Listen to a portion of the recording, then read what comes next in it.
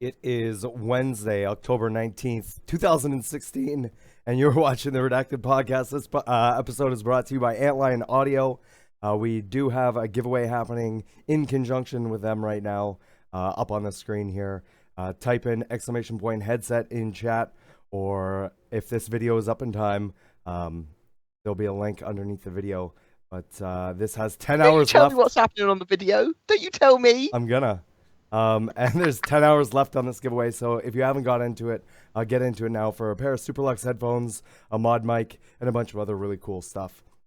We also have the Redacted t-shirts up available on our TeePublic store. We have a second one up, and this one is just says Redacted on it. There was a lot of people who requested this, so we put this up there, and for the next 2 days, it is only $14. So definitely go check that out.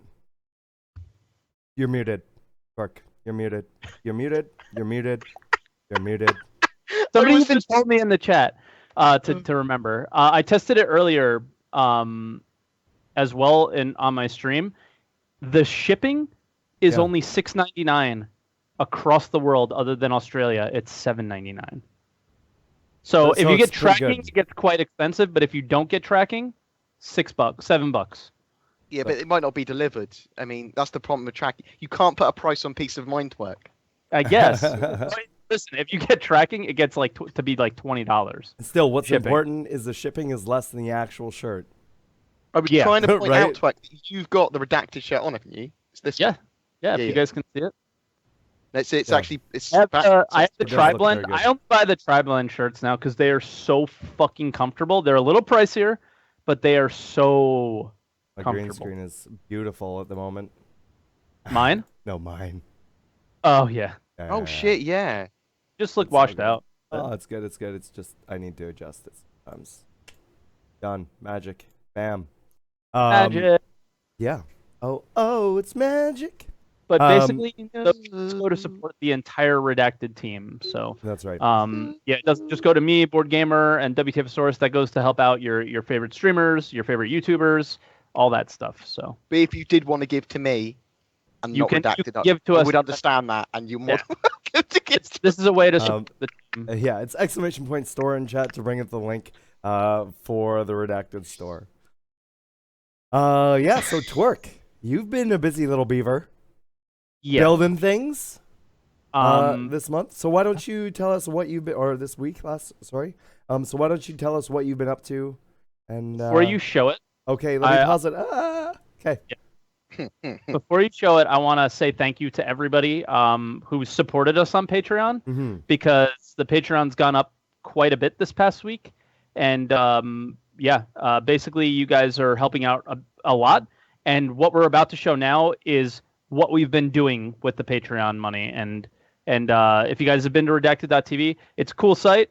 It's working fairly well, but it's long term. I don't think it was the solution for what we as a team want to do overall.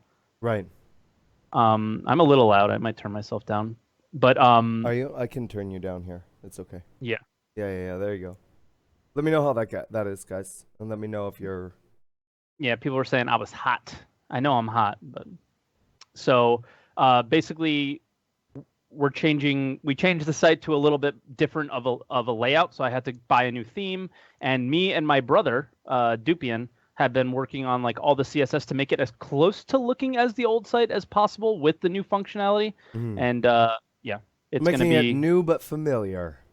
Exactly, because I love the look that we put together for the first one. I didn't want to change that if I all could. That crap on there at the moment is placeholder. That's not how it's intended to look. It's gonna actually everything that's there is actually quite old. Those are old articles that are there, and none of you can get to that site right now. But it's just placeholders to see how things were gonna look, and we wanted to kind of put it together. So the first thing that my brother and I put together, you got damn savage. My brother and I put together is just the layout of the front page. So this is still a little bit of a ways off, but I just wanted to kind of share it with you guys here today. But yeah, it's definitely coming putting your money to hard work, and I appreciate everything the support you guys have given so far. Right on. What else have you been up to this past week? Just this and only this, really. I I worked overnight this week, so I worked overnight on Sunday. So I took off Monday and Tuesday, and I could tell you that I asked my boss right away that I want to start working overnights again. It's just my style of people. It's more money per hour. It's just better. So. Less dicks, yeah. Yeah. Less old people. No offense to you old people out there, but you're fucking miserable, and I can't deal with you. I couldn't do it anymore. To They're all cheap. old people. It's they're cheap, and not in the sense like tipping wise, but just everything is always about to save the a dollar, and it's just they complain all the time, and it's just I can't deal with it anymore. The nighttime people are way more relaxed. They're way more into playing poker. They're not there for any of the other bullshit. They're on vacation or something. Oldest 70 or older, by the way. So I just couldn't deal with it. It was everybody feels old and fat now. Years dealing. So One day you'll be a full-time content creator. You're almost there. You just Soon. need, man. You wait until Star Citizen explodes, man, in Just a good wait. way. It know- explodes in a good way. not to evenings unless I'm getting home no later than 4 a.m. So I will be more tired. But basically, what I'll do is I'll come home. I'll cook some dinner. We might do cooking streams before our normal stream starts, and then we'll go get into our normal stream and stream until 10 a.m. And then noodles. I put them in some water. Delicious. Bon appetito. you should see what I got planned for today, buddy. See what I got. Shit, man. Yeah, I saw you. You were eating like what was it? Almond butter on kiwi or something? Yeah, something weird. On apple. Yeah, Some yeah. exotic, So weird Whole Foods combination. It's like what's different? Almond butter's a today, little Twerk? weird. Your skin looks so silky smooth. I You know. look so healthy. He looks like a pregnant woman. All glowy. You're glowing like a pregnant woman. It's because peanuts aren't really good for you. Are they not? No. That's why I'm tubby, mate. I'm eating like jars of this stuff. Speaking of eating things, a lot of things, BoredGamer. What? You said I'm fat? Fuck you, Soros. Listen, I'm just reading what you've been up to this week, so why don't you tell us? So just before I started streaming the other day, I went downstairs. So I've had a cold, and I'm into herbal like medicines, and my herbal medicine in this situation was to pick up a whole roast chicken and eat it like a savage in about 2 minutes, just proper. How many utensils did you use? My hands too. Well, 10 if you include all my digits. I use my hands when I take a rotisserie chicken. When you eat a whole chicken? Yeah. Not when I eat it. Only when I take it apart. I take it apart and then I package it. There was away. no taking apart of the chicken other than with my teeth. It was proper. holding and consuming. Savage. It was eaten the same way it was cooked on a rotisserie. There was a weird thing that happened. Yeah, it was. It was being eaten in a similar fashion. But I had immediate chicken guilt. So I came back upstairs and I was visibly and audibly guilty. I felt like I can't believe I've just eaten a whole chicken. I feel fucking sick. Oh, it was so delicious, and I want another one now. And I just felt sorry for myself. I was worried that I couldn't eat the chicken again later because I'd already eaten it. There was so much going on in my mind. Sounds like a really exciting week. Yeah. So people don't understand that for like a pro YouTuber, there's not much goes on other than sitting in your chair. So me eating a chicken is like, guys, I ate a chicken. This is so exciting. Yeah. Guys, you're not going to believe. Man. You're I not looked going to. outside and I saw the sun. Yes. Oh, I did a lot of that today, or this week. I went to the Florida, pool. mate. I swam laps at the pool. Look at this guy. I'm Getting really healthy. on my health right now. Because I had a really rough week health wise. Woof. Yeah, I had a really rough week health wise. So I'm trying to ramp it up even more. But other than being like unhealthy, because Twerk's like my antipode. Well, you've been streaming more as well, right? I mean, I haven't been streaming more. You talking about Twerk or me? No, Who are you talking? You. Me? Yeah, Stay on you. Tuesday. I'm still streaming on Sundays and Tuesdays, mate. I'm considering streaming another day. Yeah. I mean, maybe. I don't know what's going on. I think people enjoy my streams, and I'm not sure why. Either. You ignore us every fucking time. No. I'm reading chat occasionally sometimes. Occasionally now. Now when he feels like it, he'll look over and be like, "Oh yeah." Podcast than you do on your normal stream. That's because you've got nothing interesting to talk about, Twerk. You have to rely on others. Lies. Wow. But They get tons of stuff to talk about. other than insulting my fellow content creators and people that are tutoring me, I've been playing loads of Hearts of Iron 4, which is a strategy game I absolutely fucking love, and I'm starting to get really into that. Coming out. Huh? Stellaris patch comes out tomorrow. I need to get Stellaris. I need and I need to play it. I'll actually buy it in a second. I'm considering getting Battlefield 1 as well now. I've thought about it. Yeah, I mean, I think it's going to be okay. I'm definitely going to play it at some point, so I might as well buy it. That's what I thought. What about you, Soros? You're saying about?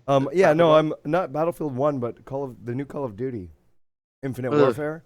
I'm interested. We're gonna have to play it, aren't we? Space Sim. I'm gonna try it out. We're gonna see. Like, I'll stream it maybe off of my normal time, but it's multiplayer for me. These games need to have multiplayer. Yeah. So I'm really excited for Titanfall 2 at the moment.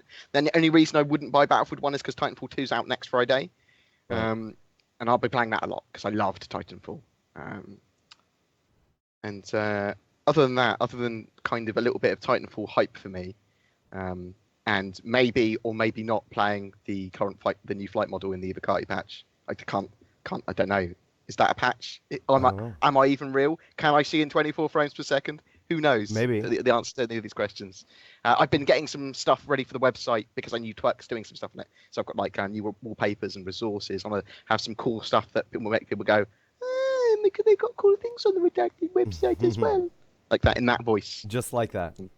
Just like that. Anybody else get that shitty Windows 10 update? I think it's why my mic doesn't sound as good. Everything, it just ruined all my audio stuff. Really? Yeah. I don't. I have updates turned off. There was a Skype update recently as well. There was a Google Hangouts thing yesterday or the day before, and it was really weird. It like popped up Google Hangouts and stuff. And I never use it. I'm like, why do I even have this on my computer? Yeah. Well, because we tried to do Google Hangouts for one. Oh, maybe. Podcast. Yeah. That's why we got it. Because Google Hangouts keeps on popping up unless you get rid of it. Yeah, I got rid of it too. I think you can only turn off Windows updates, by the way, for those asking in chat, if you have Windows Pro.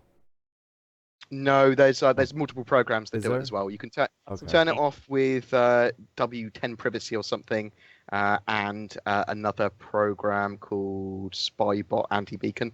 In my Windows 10 guide on the Redacted.tv website, it tells you how to do it. There you go, perfect. Check that out. Yeah. For myself, I've just been playing a lot of Star Citizen. Since we've been since I've been back from Citizen Con, which was obviously super awesome. Just been focusing on Star Citizen and everything going on with that. Been giving away a lot of ships lately. Gave away a Polaris this week, so once again a huge shout out to CH Wheel for winning that. And then I've been focusing on a goal of hitting 1,000 subscribers. Not thinking, it'd be nice if I got there, but not really whatever. But now we're sitting. What are you at, Soros? We're 52 away. I'm at 948 right now. So it's pretty crazy. Just the support and everything of the community lately has been, always has been awesome. And it's insanity. And we have a bunch of really cool stuff that I'm going to be doing when we do hit that. I have 5 game packages ranging from an Aurora to a Constellation, all with Squadron 42. And I'm also going to be doing a DX Racer, which is one of these that I'm sitting in right here. To Will that one be lucky shipped winner. That'll be shipped anywhere as in the world. Yeah. As long as it's somewhere that DX Racer ships to. Shipped to. Yeah. I'm not going to say, it's going to go to Kazakhstan. And, it's going to go to Bhutan. Yeah. It's like, and they don't ship there. And it's like, now I have to pay 3 times the price of the chair to ship it there. Yeah. But, so pretty excited for that. Other than that, I changed a bunch of my emotes to the new, from blue to red. Twitch slapped my hand and said I'm not allowed to have my GTFO emote when I went to replace it with blue and red. So it was there when it was blue, and then I was declined for inappropriate content when I tried to put it in red. And I just think... Because an acronym is... What? Why? I don't know. It said inappropriate. So I replaced it with a new hype emote, and then I didn't like the old shots fired one. It didn't really fit with the rest of my stuff, so I made a new shots fired emote. And I'm looking for suggestions for another 5. if anybody has any suggestions, feel free to hit me up in the Redacted Discord. But other than that, that's all we've been doing. I've been streaming like anywhere from 8 to 12 hours a day for the past little bit. It's been a ton of fun, like just having the best conversations with everybody, and it's been crazy busy, and I love it. And this is sort of what I want out of streaming, is I want to be able to go until I literally, like, I finish streaming and I go and like eat a bowl of food, and then I pass out and I wake up, work on some website stuff or stream stuff or whatever, OBS stuff, then get ready for stream and stream again, eat a little bit, and then pass out. And it's been that sort of cycle this last week, and it's been really awesome. This is what I want out of streaming, so it's been super awesome for everything right now. But that's enough about me. Why don't we move on into... Oh, actually, I do have a quick shout out before we do move on to stuff. I want to give a huge shout out to one of our Redacted content creators, Noobifier, for hitting his he hit 10,000 subscribers. Heard of him? Yes. And if you haven't checked him out, there's a link for him in chat right there. He actually changed his YouTube. Before it was YouTube, and then it was under his car stuff before.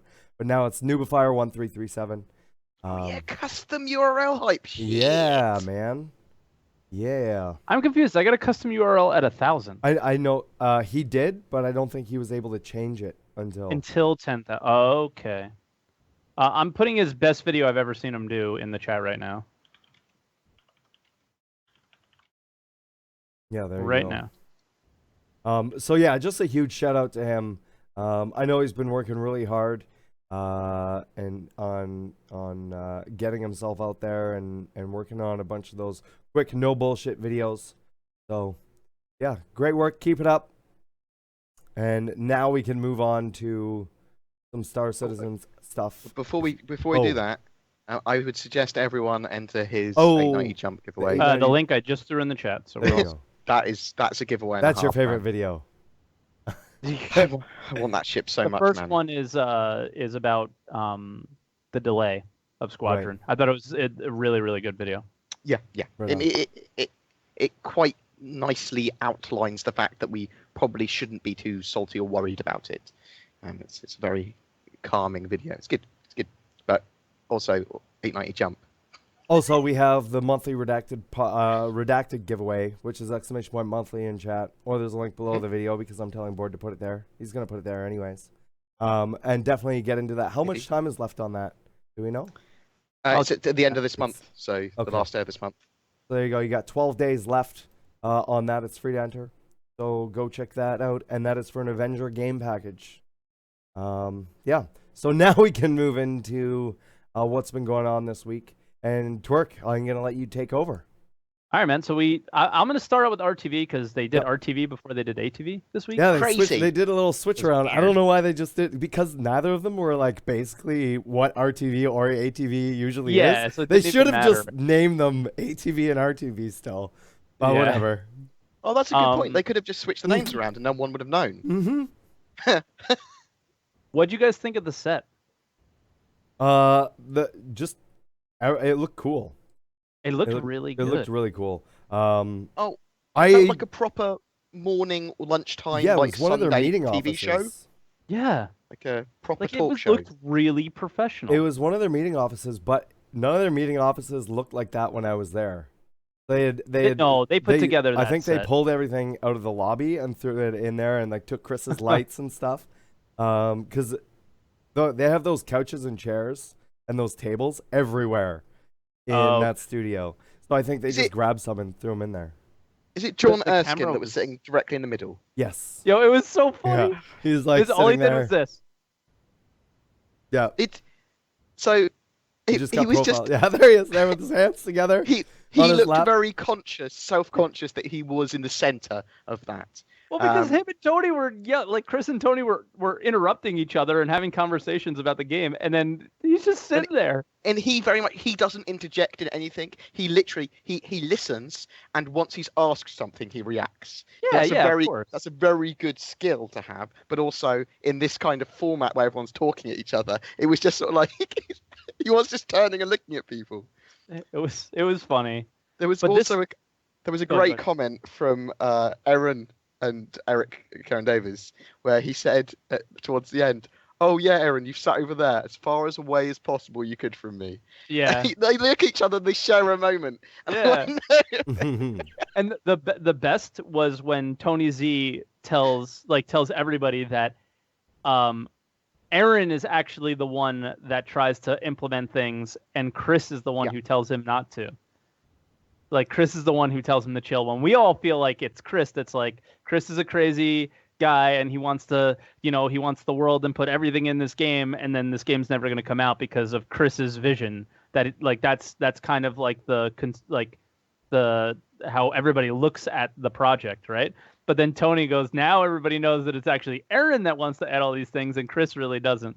It was really great seeing the dynamic of it. So he had, because all of them, they're the top guns. Yeah. And Tony Zarovic will get asked the smallest question, and he will elaborate. He will on it until it's elaborate shot. forever. Yeah. Putting You know- this podcast together was like, because I had to like watch an hour and 20-minute video, but it took 5 hours because I had to stop and listen to every little thing that he said, especially one part. Saurus, I'm looking at you. They ask Aaron questions, and Aaron just goes, "No." Yeah. Yeah, that was it. Nailed it. Nice and straight to the point.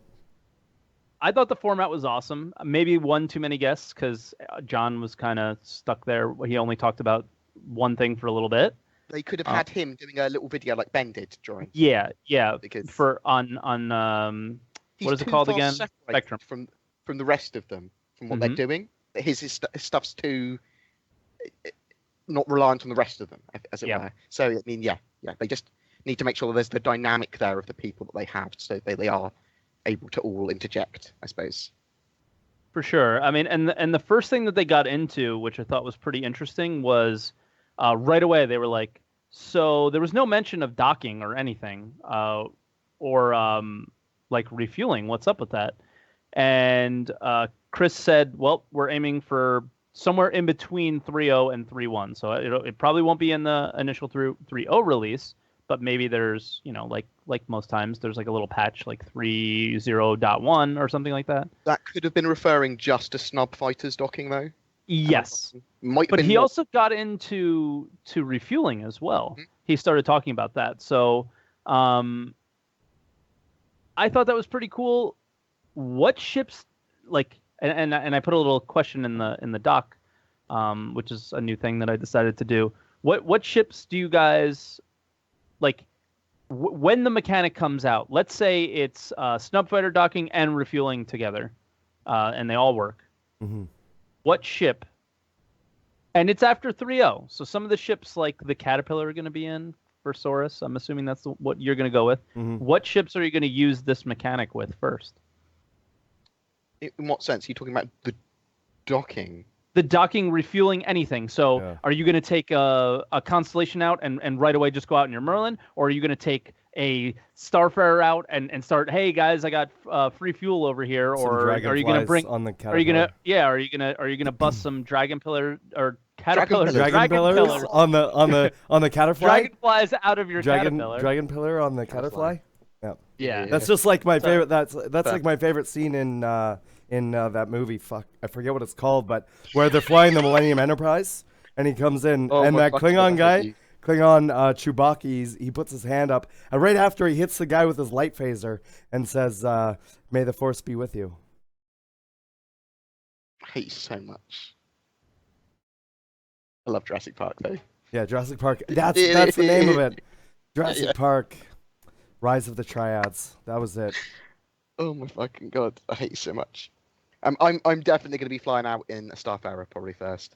Although the idea of attempting to commit piracy and boarding actions on constellations that don't have a snub fighter currently in them, with another snub fighter, it really appeals to me. Like oh, their snub fighter's not in there. Yeah, stuck with them. Murder everyone. They need to get the physics grids allowing you to murder people inside. Yeah, because they're still pretty wonky. I did it a couple times today. Yeah, it's sort of hit and miss. It's not. No yeah, pun it's like really hit and miss. And I cannot. I've now lost all of my scopes. Like they've gradually been disappearing throughout the patch. I've now lost all of my scopes, so it's really kind of annoying at this point. Every time you don't believe in Star Citizen, Twerk, another one of your attachments. Every time I play disappears. Warcraft 3 instead of Star Citizen, I lose a fucking scope. But I'm taking out the Starfarer too. That's my first one for sure.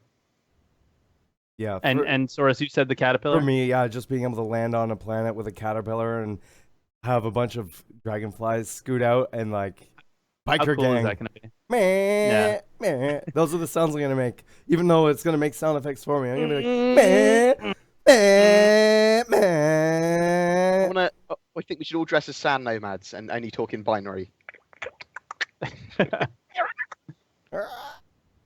Yeah, I guess the shotgun scope has never gone away, has it? I've never seen someone No. without a You don't shotgun. need a scope on the fucking shotgun. I know, that's the I only think- one that stays. I think What it's the fuck? fun. And honestly, I think that's why, because I don't think you'll be able to swap out the scope on the shotgun. Because I think maybe. that's why, and that's why we're having issues with the other ones, because it's part of the item port system, and it may be messing up. I think we're going to have lots and lots and lots and lots of different attachments that we haven't foreseen. Like, Right. I'm sure Oh, there'll be, definitely. like, heat But I sights don't and stuff think with you're going to be shotguns, able so to you can see change through the scope on walls the or- shotgun. Okay, well, we'll see. But no, I think you're right at the moment, definitely. I think Mhm. that is currently fixed. As it currently is, for sure. Yeah, it's part of Yeah. the entire model. It's not separate like this scope is on the laser rifle or the pistol or anything like that. I love the fact that I've just literally have a scope floating away from my leg, no matter what weapon I have now. Yeah. It's a floating scope on my bottom left leg.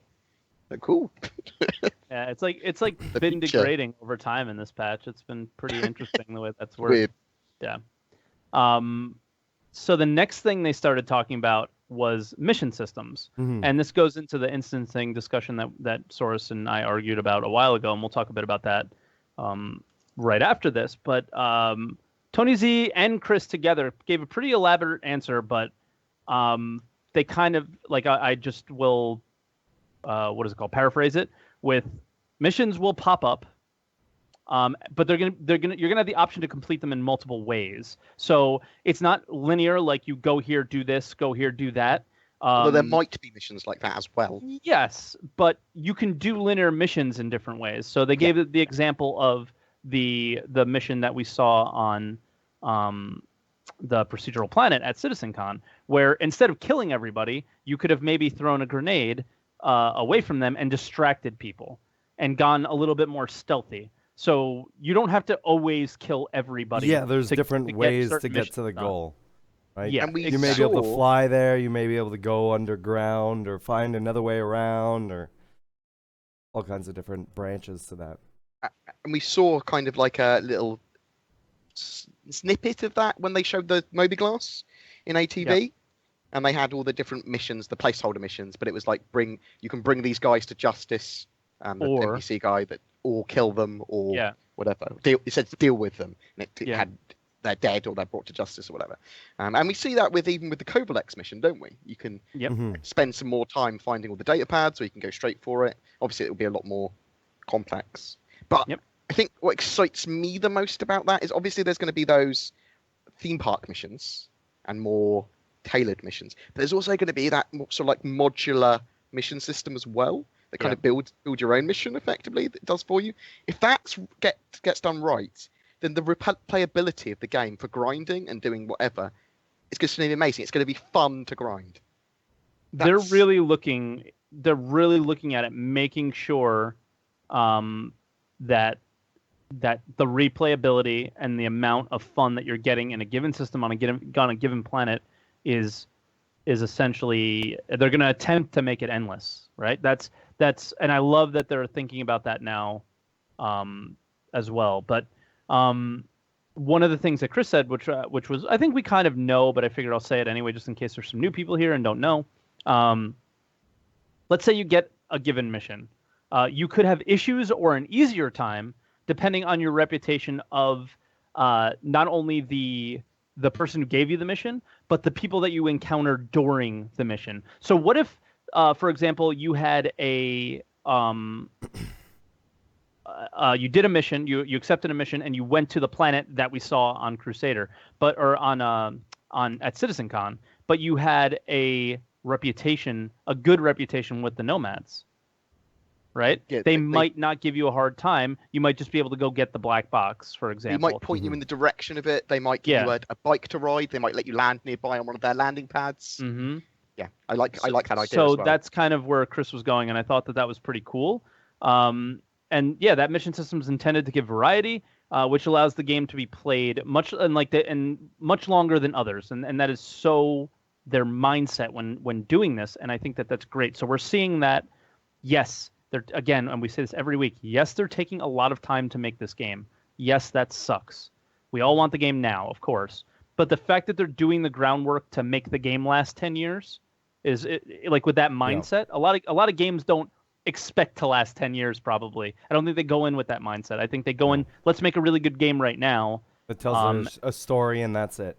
Yeah, and this one they're like, we want this game to last 10 years, so we are going to put in the functionality to make it last 10 years. I thought that's pretty cool. I just like the idea that we could go to that CitizenCon mission place where the Broken Javelin there, and that every time we went there, it would be different. One day it could be totally fortified by sand nomads. One day it could be surrounded by loads of sandworms and wildlife. But loads of loot inside, or one day there could be literally nothing, but you could get loads of different multiple weather systems coming off stuff. That kind of change, and you don't really know what you're going to find, and when you're exploring, even if you've been there before, I really enjoy that. That gives so much replayability when you're exploring, and that's what I think a lot of people are going to want to do, even if they want to grind missions. You're still going to be exploring. You're still going to be discovering things. Yeah. All right, so here we go. I got a tweet when this came out saying that I was wrong and I lost a bet. Yep.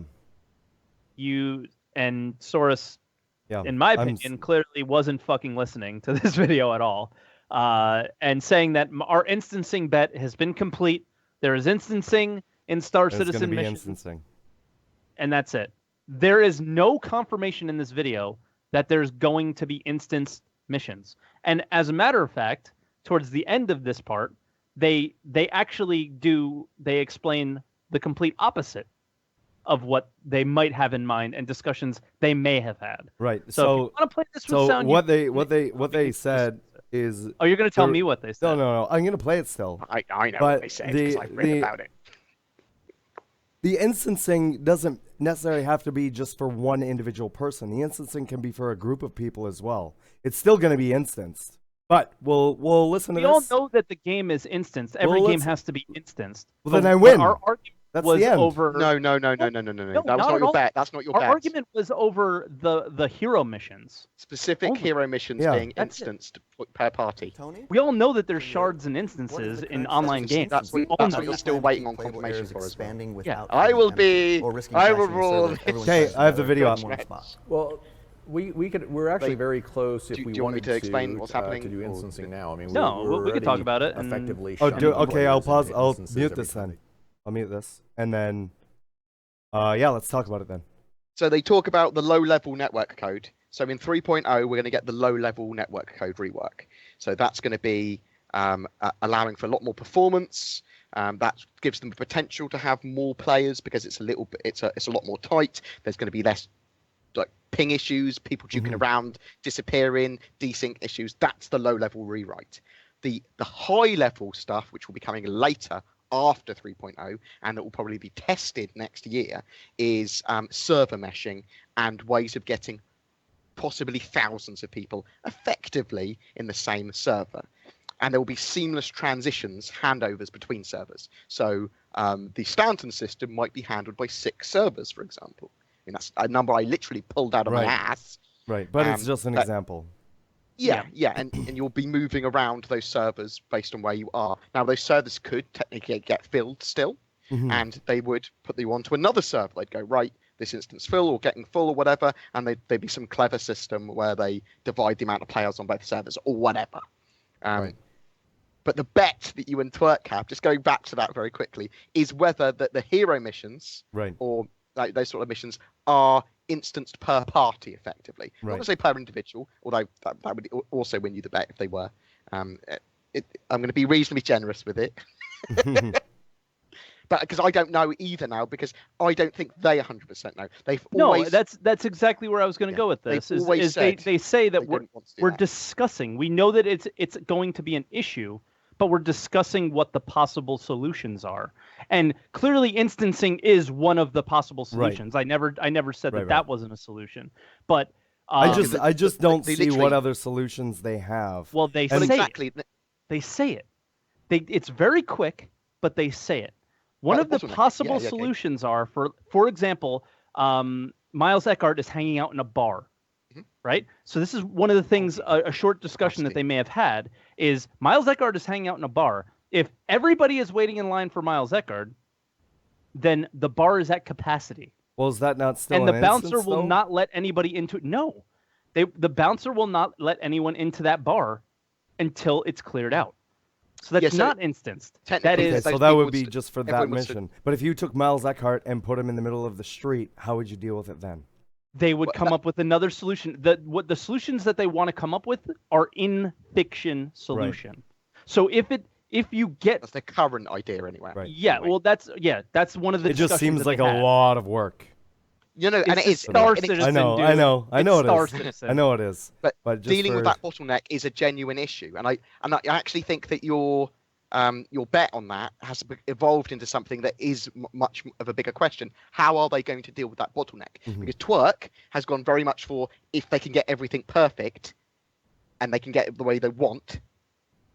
That's what they'll do. They'll have it no instances. They'll have no instances, and everyone will be able to get to him, and everything will be handled in fiction, in lore, in game. And if they do it the easier route, or they can't do it without that bottleneck, then they'll definitely go Saurus's route. Now, I like that because I don't know which way they're going to go at all. It's literally whether or not they can get the tech or they can find out a clever solution. Yeah. But I don't know how they're going to deal with it because occasionally they could go like, let's close the pub.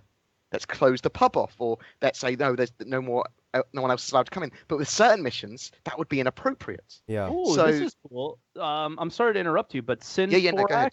said so. How ESO handles it is Miles would look like Miles to certain people, but then a random NPC to others. So when people are using Miles, he disappears.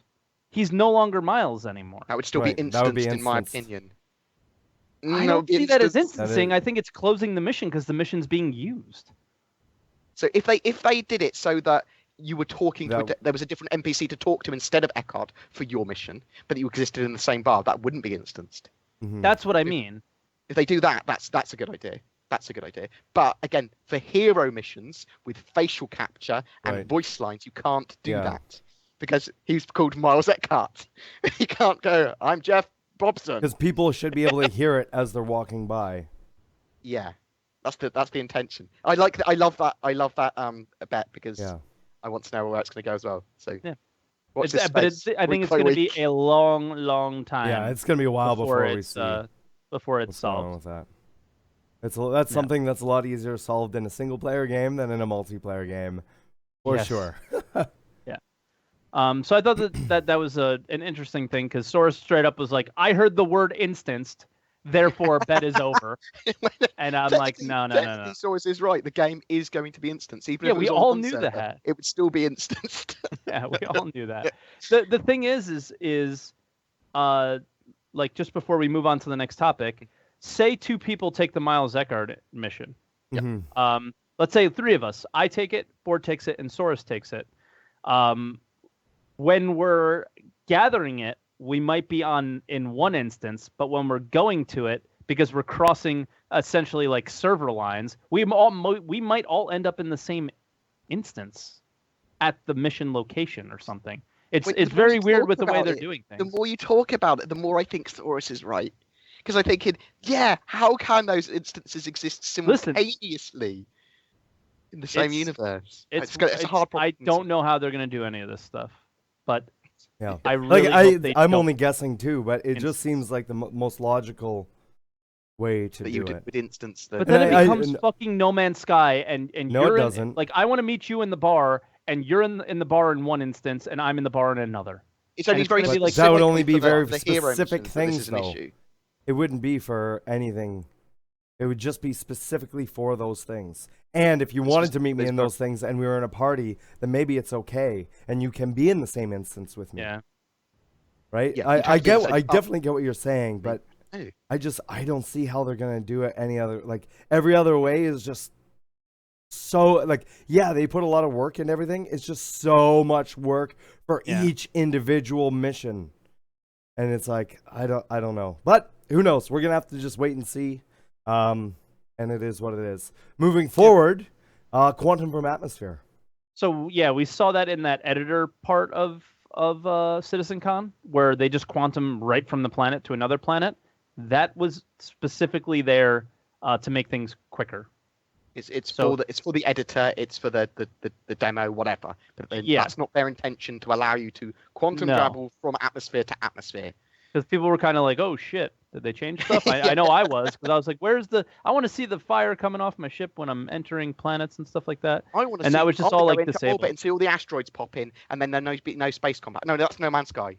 That's No Man's Sky. Yeah. So just to be clear on that one, it's not like that. Because I think a lot of people were like, "Ooh, I don't know," and Chris was like, "No, I don't want to do that." And that's kind of when Chris. That's kind of when Aaron said, "Well, what would be really cool is if you quantum traveled from atmosphere, maybe you get some damage done to your ship." And I actually think that that's not the worst idea ever, because what if you're flying in atmosphere and you're WTFosaurus and you have a huge bounty on your head, and 14 people come off of a landing pad, all coming after you? You're going to want to get out of there quickly. Atmosphere should be some way of trapping players. I don't think you should be able to quantum jump out. I think you should be able to try and funnel players onto planets. Yeah. I want bounty hunters to go, fucking fantastic, this guy's landed on this planet. Yeah, he's not getting away from you this time. Yeah. Okay. Like, I like the idea of him damaging his ship and then he quantums out, but maybe you could follow him and then his ship is damaged. Of people being able to get away.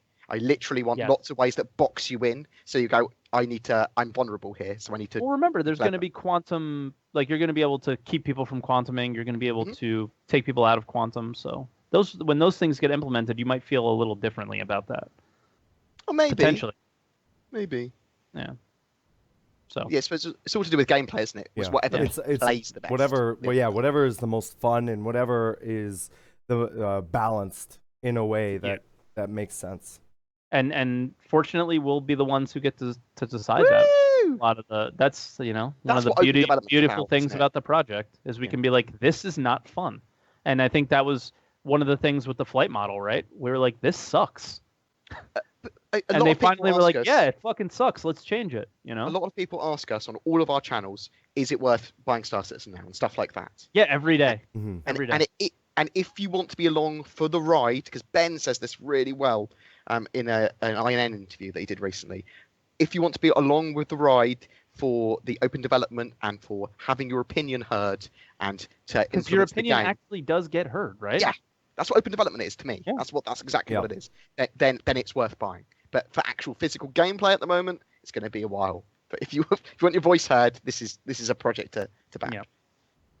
Now I have a special emote for this next section. Are you ready? It's a quick discussion on Spectrum, because this was really one of the only things that John Erskine had a chance to talk about, because Tony Zurovic. Somebody asked about chatbots within Spectrum, and he definitely sees the value in chatbots because they're awesome. Because they can be really helpful, and but not at the initial release of Spectrum. So, I mean, maybe somebody can write one for it. I don't know. But yeah, they're using a platform that there are bots that exist for it. Yeah. Already. So, I think what he's thinking in his head is that CIG would write one.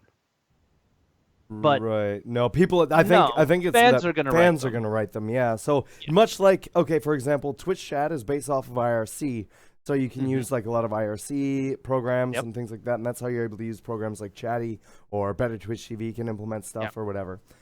Just like this. Now this isn't an IRC based one. I forget what it was called. They did mention. what it was It's like called. Facebook. And They it was something that Facebook invented or because there's a lot of something. people from Facebook that work on Spectrum now. Right. And so a lot of those guys, or sorry, a lot of those programs that already work with something like that would work or take very little work to make work on Spectrum when it's ready to go. Mm-hmm. So it'll be interesting. And it wasn't just like moderation bots and things like that they were talking about, which is what we're used to a lot on Twitch. Yeah. But more of things like, oh, this is something that's going to be able to move money around or figure out who's getting Managing access. your org. Yeah, because all the org management's going to be a part of it Yeah. and everything as well. It can be automated with the bot. So you can request a ship, perhaps, from your org, and you request it through the bot. And if a ship is available, the bot might somehow be able to give you access to that ship. And then you don't have to be like, hey, Saurus, can I borrow your Dragonfly because I don't have one? And then you're like, well, I'm busy streaming right now, or I'm not home. Give me a second, let me get on my phone, and then you go ahead and do all that stuff from your phone, or you hold on, let me turn on my computer, or whatever, right? But if it's automated, that would actually be really cool. So I like the idea of that. Just as a quick little offshoot here, I did send a tweet quickly to Twitch support. I know a lot of people are having issues seeing the stream if you're watching this live right now. They are having issues with the site, with new streams coming up and the directories loading properly, and they're looking into that right now. So there's completely out of our hands, and I know some people can see it and some people can't, and our numbers are flying all over the place, but that's what's going on right now. Mm-hmm. Good old Twitch. Yeah, no, that's the thing is it's working okay for me as well. But as long as you're not just trying to come in, or if you like look at the Star Citizen directory, it's all like purple. Oh, okay. Yeah, nobody can see any of any stuff. Yeah, it's just a big mess right now. So be patient, and it should iron itself out here. Blame Comcast. Blame Comcast. It's always their fault. It probably is their fault. They're never gonna sponsor us now. Good. Yeah. Good. Arena Commander.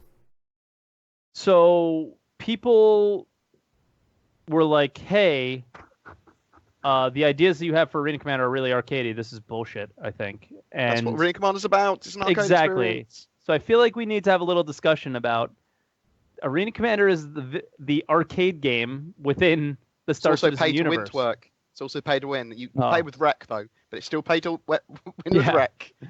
Fuck's sake. Yeah. So they decided to make some changes. I forgot where they discussed these originally, but this was on the same thing. No, because they had discussed pickups. They said discussed it before this. I think maybe at CitizenCon. I remember. No, I think it was even before CitizenCon. I remember them talking about it, and we know that Arena Commander and whenever we get Star Marine, whatever. Yeah. Whenever those come in, those are like arcade versions of the game. There are going to be things like achievements, and you see the points come up now, and they're going to do like these pickup things, which are things I think you're just going to fly through, and it's going to recharge your shield instantly, or rearm your weapons instantly, or things like that, and it's going to be very, very, very gamified. And that's only for Arena Commander or Star Marine. That's not for the Persistent Universe, because the whole thing with the lore of that is these are the video games within the universe, right? So yeah, you could kill someone, maybe they'll drop extra missiles or ammo or a shield boost, or this is great because that means they can get a balanced esport if they wanted to. Exactly. That goes that direction. Because Star Citizen itself, the MMO, is not going to be balanced in certain ways. Like a pirate fleet could come across a miner, just like destroy them. Yeah, just go. Well, that's not balanced because I've just turned up and wrecked you. It's not about balance in that situation. It's kind of about adventure, and and risk and reward, and exactly. Yeah, and there should be some things that just don't balance out, just like in the real world.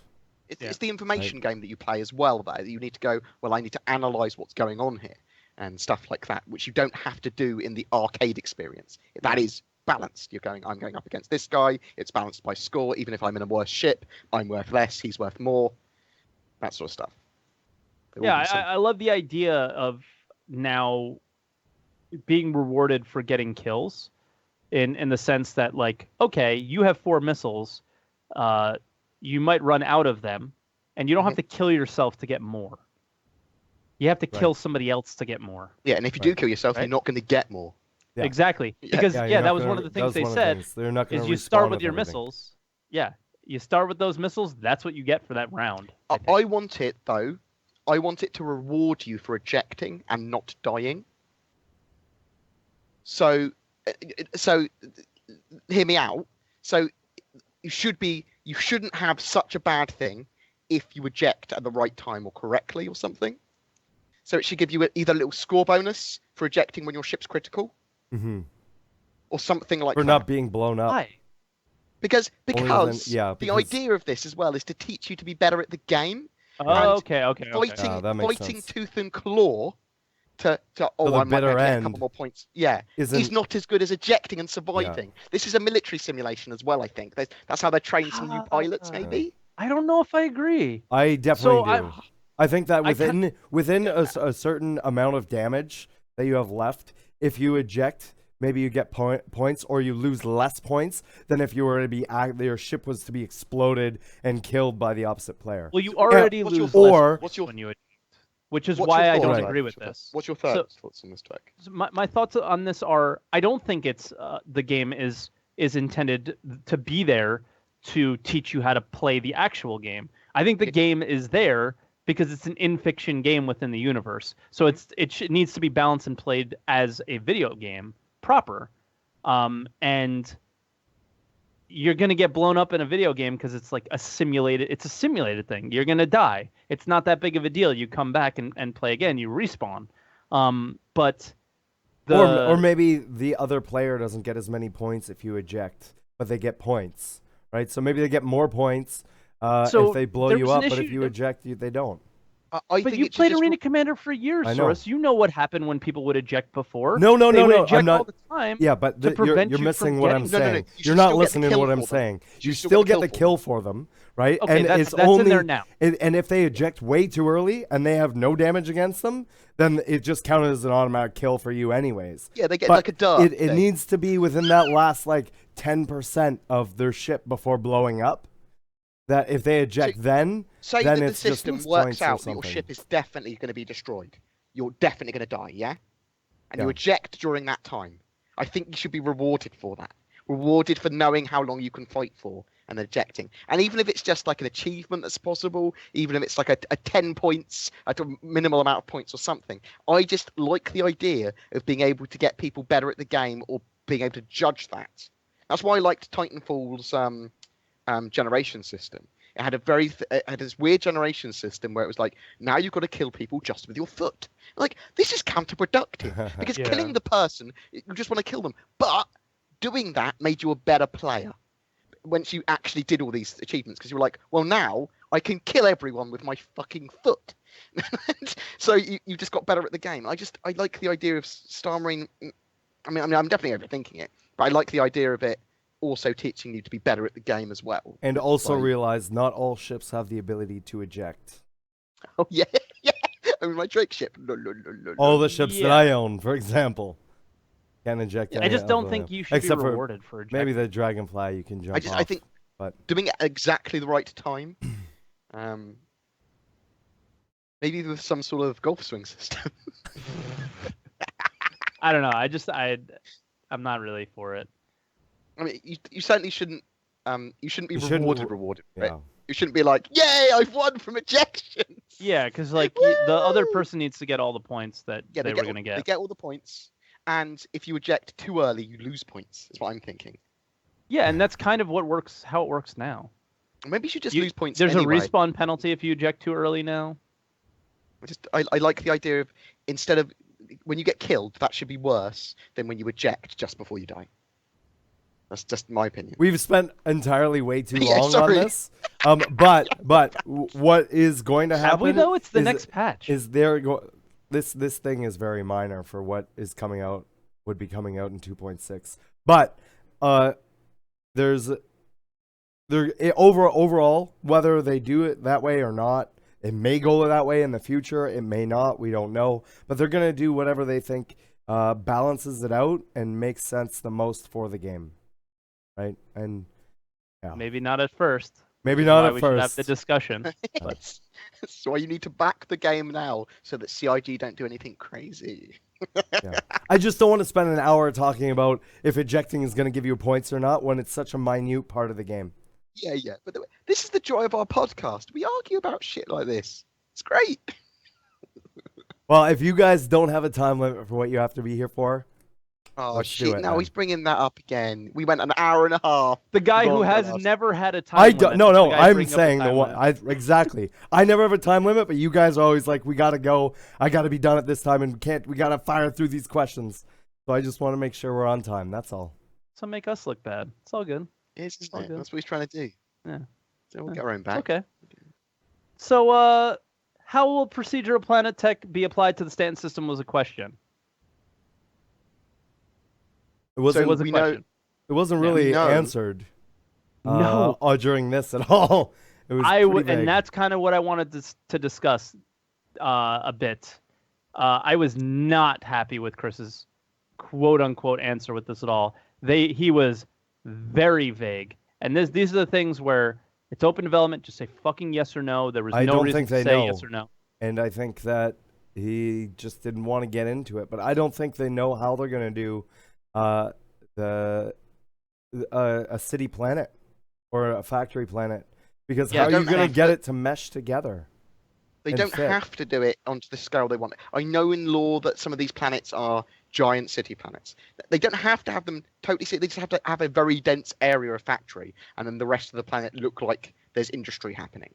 So you know that planet that they zoomed off into the distance to. Oh, in yeah, edited the demo. gas planet or whatever. The Yeah, the corrosive-looking hot one. planet with sulfur lakes and drills and mines. They could have loads of mined out areas. They could have huge industrial. They could have polluted seas, and then just have a few large cities on the planet. Boom. Yeah, but They we don't are have to have- talking about ArcCorp specifically but they because can change the law slightly. They could retcon if they have to. how can you change the lore now? I mean, there's a couple of words. You could say I mostly. mean, Actually, they could just put the could. word mostly. I mean, front of to be city. fair, it's not like things haven't changed before as well, right? Like a good Yeah. example is look at the Cutlass, right? But that being said, I think it's something they really want to do. They want And to do it. Yes. I think that they're going to try and work on it. And we know that how they do biomes and the foliage and all of that stuff is all procedurally generated. And they're trying to find a way to do that with buildings, I think. You know, And if Brian they can Chambers probably figure got- that out, then it'll solve the problem. Brian's team probably cracked that procedural planet tech. Like, you did it well earlier They than did it expected. in like a month and a half. And then Chris was probably on the phone to him and was like, "Can you do that with cities now? Thanks, bye." Yeah. It's like, what? Yeah. Yeah, if you could just do this for me, that'd be great. Thanks. I forgot to say one more thing. Click. So the thing that made me a little uncomfortable was Mhm. he said this was his answer. Like I'm paraphrasing again, but it Mhm. was he instead of saying yes, they will have procedural planet tech, or no, they won't, or there'll be a little bit, or whatever. He said, so the planets in the Stanton system are going to fall within the lore of the planets. So the Microtech's going to be an icy planet, and so on and so forth for all the planets. I don't need to go Right. through them. Floating platform planet as well. Yeah, and then never says yes or no on anything. And then he does say that, ArcCorp's going to be the most challenging. We all knew that. Yeah. And then he goes to say that we might see some stuff from the Homestead demo on those planets. So it sounds to me like they don't have the blending. They don't have the biomes. No, so they've as specifically much done. said Yeah. that for 3.0, that all of the tech in the Homestead demo is in 3.0 for planets. They've specifically said that. All of the planets or some of the planets. So is the tech for 3.0 in Levski? Just Levski? Because we know it will be. I think that's safe to assume. But So will it's it a good be on point. Microtech? Will it be on Hurston? Will it be on? We don't know anything about Crusader. How the fuck are they going to do a gas planet? Everything that I'd say yes, but that would be based on total assumption. I've got nothing to Yeah, back and that up. I'm assuming the other way now based on Chris's answer, because he just backtracked into going, we have this And awesome I tech, also and the think tech, for and this, things like Crusader, and I was like, like a whoa. gas planet is a lot actually probably the easiest out of all of them to do, because how that's gonna work, I think, and we don't know, is you're just gonna have the clouds, and then it's if you're trying to fly into it, there's no solid core. But if you go in too deep, it would just kill you like it kills you now trying to fly into a planet. They It would just need to have crush you multiple from the Port gravity. Olisar type stations, don't they? Floating Yeah, around. yeah, exactly. That's what they need to do. They just need to make a cool cloud nebula. like cloud cities here and there on there, and that's it. But you would be able to fly through the clouds and in the clouds and maybe scoop up fuel from it or whatever it is that But are those we going to gases have are. that at 3.0 release? Because they never I don't anything see why not. about it. I don't see. They how always I ignore think Crusader. I think Crusader is the easiest planet out of all of them to do. But they never say anything about it, Source. I I know. have a feeling that they don't. That It's not the easiest. they are going to at least have in rough all of the astral bodies in. So, I mean, yeah, that's they the may not problem. be They could finished, just yeah. have the planet there and you can't actually enter it if they wanted. Or They, go, they it's could still have the there." planet there and none of the buildings on it for ArcCorp. Yeah. So hopefully they'll be in, but we don't know. And yeah, I see what you mean, Twerk. That makes me feel uncomfortable now as well because I don't know. Yeah. It's like, and just come on, Chris. you know, Normally you're so confident. Normally you'd be like, yeah, it's got all of the features and more, and an Idris in it. Yeah. Also remember, I thought it was a and little somebody weird. else brought this up. We know for a fact, like flying too close to planets, they're like the cold planets. They can freeze up your ship, or they can cause radiation damage and things like that. And they've talked about that in the lore. We haven't seen that yet, obviously, but that's very much a possible way for them to deal with some of that stuff as well. Cut open a sand nomad and get inside him. Yeah. And somebody Not just for said they war, just already fun. built Terra Prime. What is that? That has nothing to do with this conversation. We are talking about ArcCorp, a planet that is massive, not a and the city. entire planet is covered city. by factories. And we expect, based on the procedural planet tech, to be able to travel the entire planet. Mhm. Now, ArcCorp might be a different story, and that's okay. But when that question gets asked, I think you need to be more open about it and I mean, say, you know what? We've talked. ArcCorp might not be, guys. That just might not happen. We're trying to get it to work. It might not happen. A few weeks ago, we talked about a solution to that, which would be that it only allows you to land in certain areas and pulls you in effectively through those gates. Mhm. Do you remember? And then you just have like the levels of detail for the rest of the city. So you can see the rest of it. But if you want to land anywhere near it, it goes, no, you're not allowed to land here. This is an industrial planet. This is our planet. You can Yeah, land and here. then they block you from traveling, like just Yeah. how ArcCorp Yeah. is now. You They- can't move around too far. Yeah. You can They can only have the move levels of around details that they certain can The actually cities. areas. Yeah. I'm okay with that, but I just don't understand why Chris didn't say it if that's the case. Because I don't And think he knows it just yet. makes me curious. You might not know. But But how it would can have you been not know better. yet? The 3.0 is coming in X amount of months. I don't think our corp's coming You with know? 3.0. Then say it. Yeah. That's Then- that's the part that bothers me, and you're usually For the one me- that's on this Well, front source. the where you're thing like, is, this for an me, is open I'm development. not expecting all of the planets from Crusader to be But in. they're saying they are. Like that's the thing that bothers me is they Well, even say Steve- they were all Steve like they Bender. mentioned that. Steve Bender, during that editor demo in CitizenCon, said we might even be able to basically paint on cities and buildings? Right. Question mark. That's Yeah. what he said. Yeah. And so like, they're obviously trying to work on that. Yeah. Yeah, I and think that's fine. Just say it. Yeah. It just I don't understand why they didn't say it, and that was like really the only gripe that I had about this whole episode. The whole I episode. mean, was awesome. I've started to just do the whole thing of they're gonna bring in what they can bring in. I get it. Believe me, I'm totally on board with just fucking talk about it because Star Marine, like just the thought of it pisses me off now. Right? Like the fact that we don't know if it's coming out, and I was saying this before the podcast to you guys. We don't know if it's coming out today to Evil Cody or if it's still 6 months out. It doesn't need to come in with 3.0, so it might come in after 3.0. We don't know what's going on with it. We don't know the challenges they're facing with it, the reasons that we don't have it. We know that they've wanted to show it for a while, but they just haven't been able to, and we've heard literally zero about it. And it's like, you know, at what point do you say, okay, these are the challenges we're facing with it, and just say that, and then even if we doesn't give us an idea of what the date is, it's like, okay, well, we know what they need to work on. It's something with the physics grids or the item system or whatever. They need to say no to us more. They need to say, yeah, oh, are you going to have that? No. Great to be surprised. Great to be surprised by it. But if we're going to give dates and stuff, always be super pessimistic. Always say, no, we're not getting that this year. We're not getting it this month. Yep. Be more firm with the nose. Okay, so Zeus one second. Zeus and Oxia just said AI is the major blocker for Star Marine. It can't be.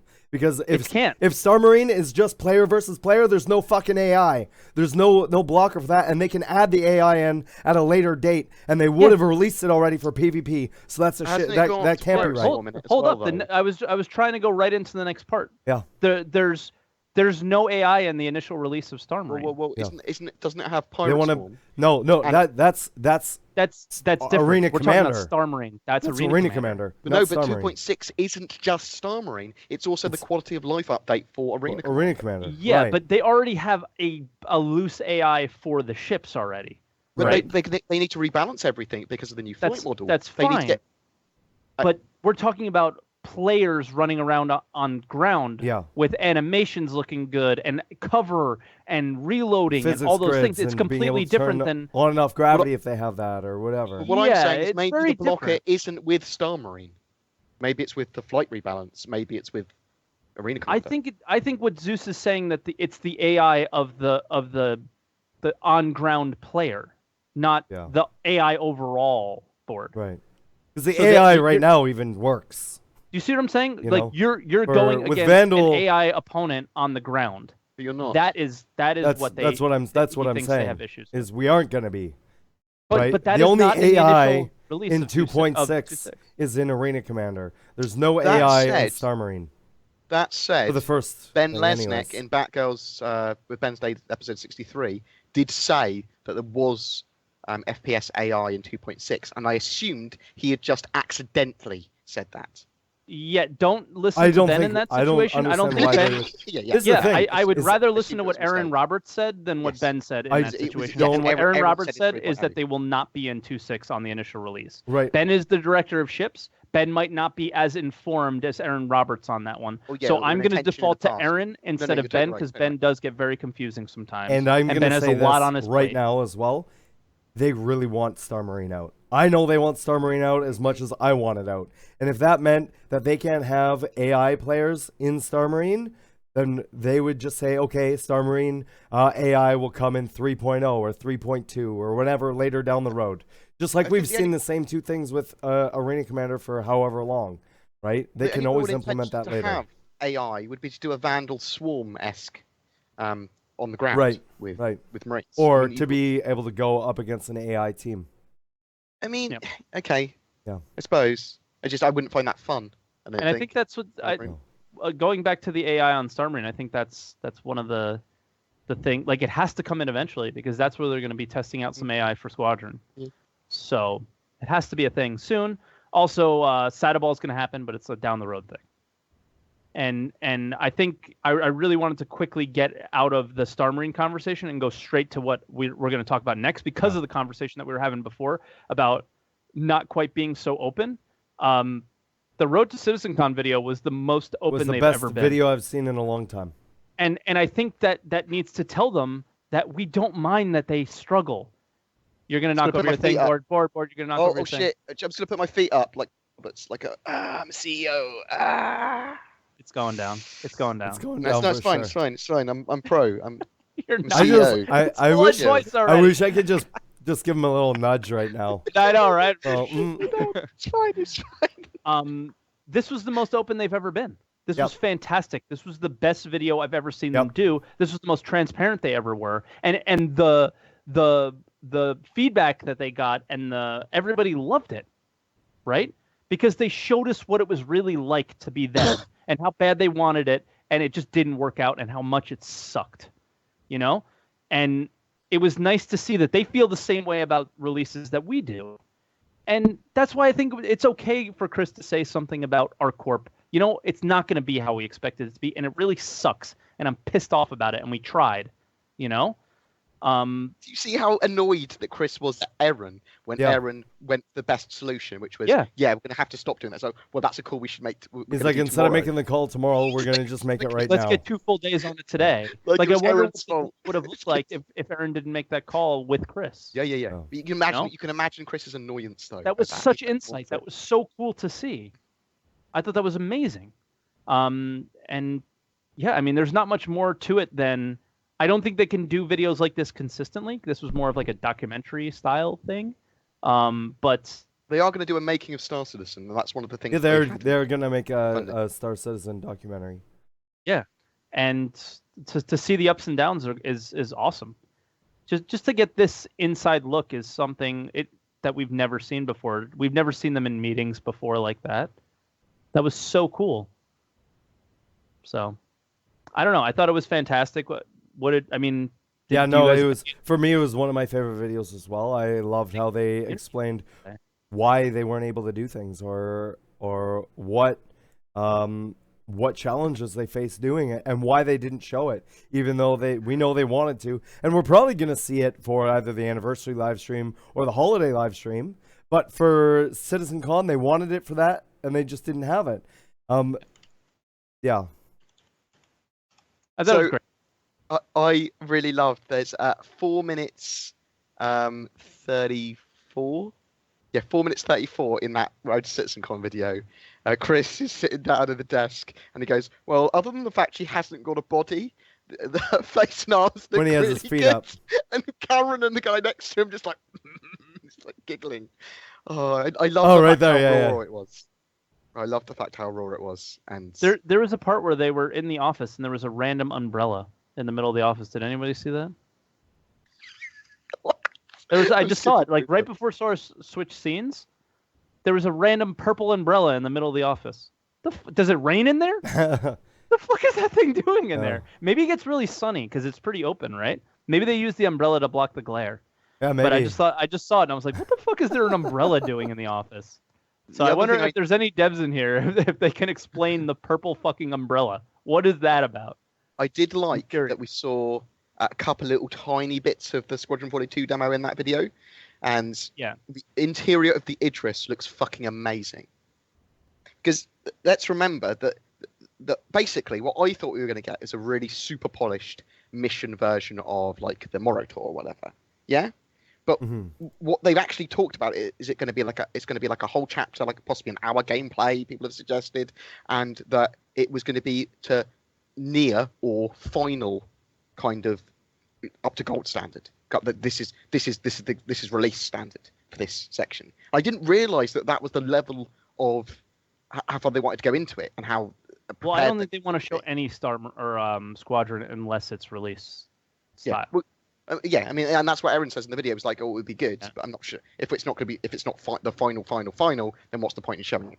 And the big thing I thought that was really cool, and also not really cool, is a lot of the issues were on the AI and the players and stuff like that. And there was that one part where Chris was like, "It would have been nice to see any progress on this. This was something from last year that we had issues with, and why don't I see any progress on it?" And I was kind of like, "Whoa." Yeah, you can see. Okay. You can see strict daddy can be strict. Yeah, That's but what I also, said. why But it's isn't there also like- progress on that? Yeah. Like, I'm feeling the same way as him. I don't know exactly what it was, Sometimes but I can feel get. like it's like, you know how we complain about communication through the Yeah. outside. Sometimes I I'm feel sure it like the happens. communication is like that on the inside too. It's certainly going to be on certain areas, even if it's depends, just small little ones. There's certainly going to be communication breakdowns, and they're like, well, why isn't this done? Oh, and there'll be some reason, but the company that big, there's always going to be communication issues. Of course, and especially when the offices are split up and stuff like that. Definitely. And- Before we move on to the next thing, if you Yeah, guys have go. any questions for us at the end of the podcast, whether it be about our channels, about Star Citizen, why Mod mics. Twerk's hair looks so About hardware. voluptuous, hardware, My hair whatever, looks fucking good. today. exclamation point. I know, I thought you dyed it or something. Really? Exclamation, I just took a shower. Yeah. That's all. exclamation Had a point shower. question in chat, That's what it is. and we will get to those afterward. No, Now it's just the moving longest my hair's ever. forward into ship talk. Yeah, it was just a quick little thing. Somebody asked about the Cutlass Black. Was it going to come with the blue or red? We expected it to be, and yeah. Yeah, in or before the Cutlass Red or Blue. I imagine the Cutlass Black needs to be done first, anyways. Right? I don't think that they're going to be working on all three parallel. So I feel like he's working on it now. Yeah, I think the Cutlass Black is being worked on right now, or in the very near future, and will be out before 3.1. Yeah, and like we might hear Fingers it during crossed. a Texas update or something like that. We should hear about it within the next couple weeks. I just feel like it. Feel it.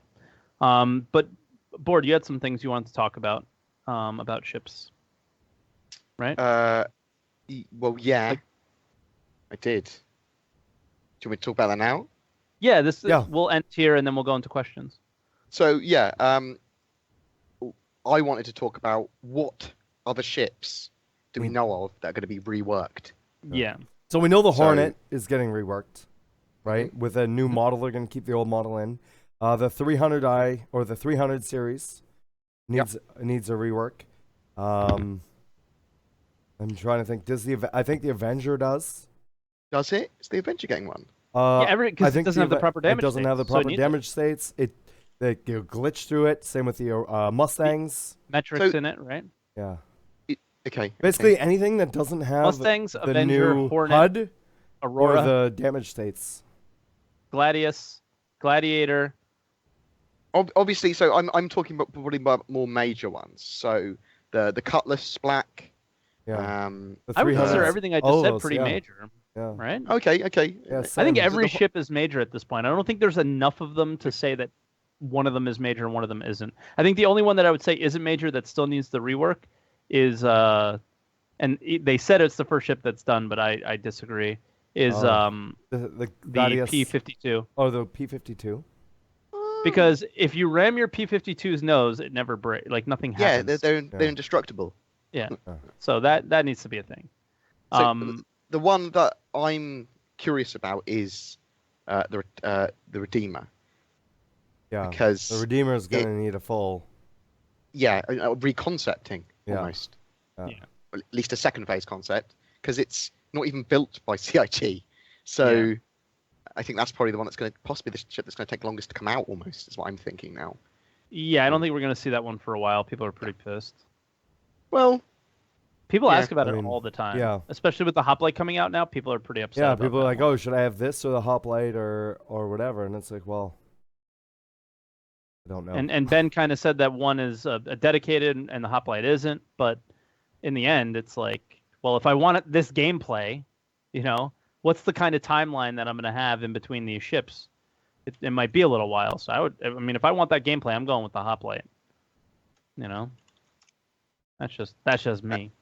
And the other thing that I wanted to talk about in ships wise was we know that they've got 7 to 8 concept ships planned for next year. Mm-hmm.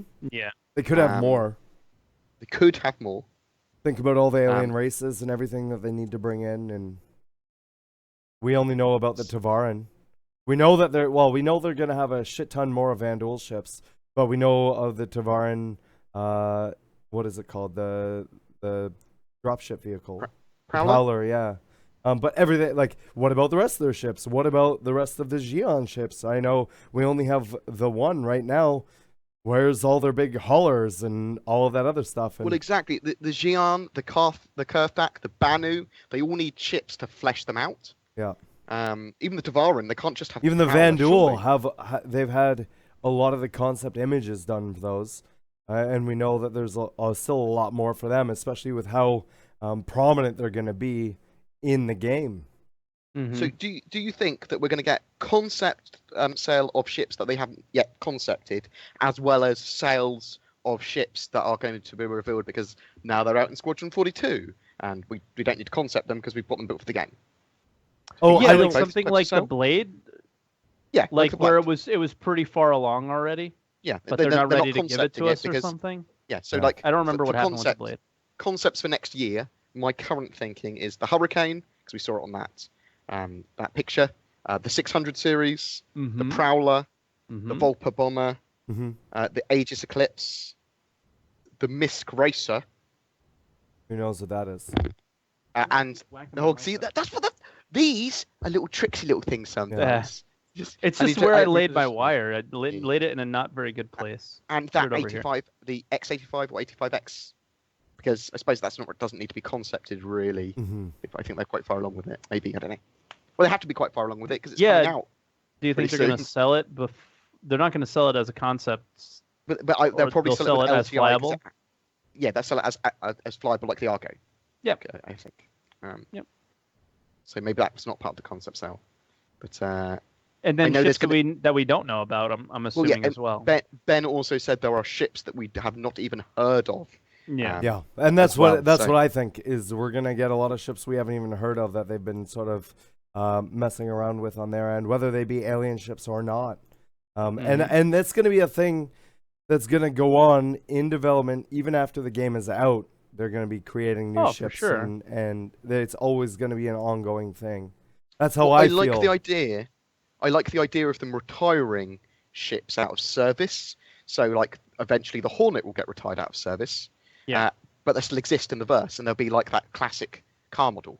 And that's what they're talking about with like the Mark 1 and Mark 2 Hornet and stuff even at the moment. So I think that I think that's going to give quite a lot of depth of gameplay, and people are going to see people flying around with their old Lightning and be like, "Oh, you've got an F7A, fucking, you've been playing 10 years, mate. You've been playing for 10 years."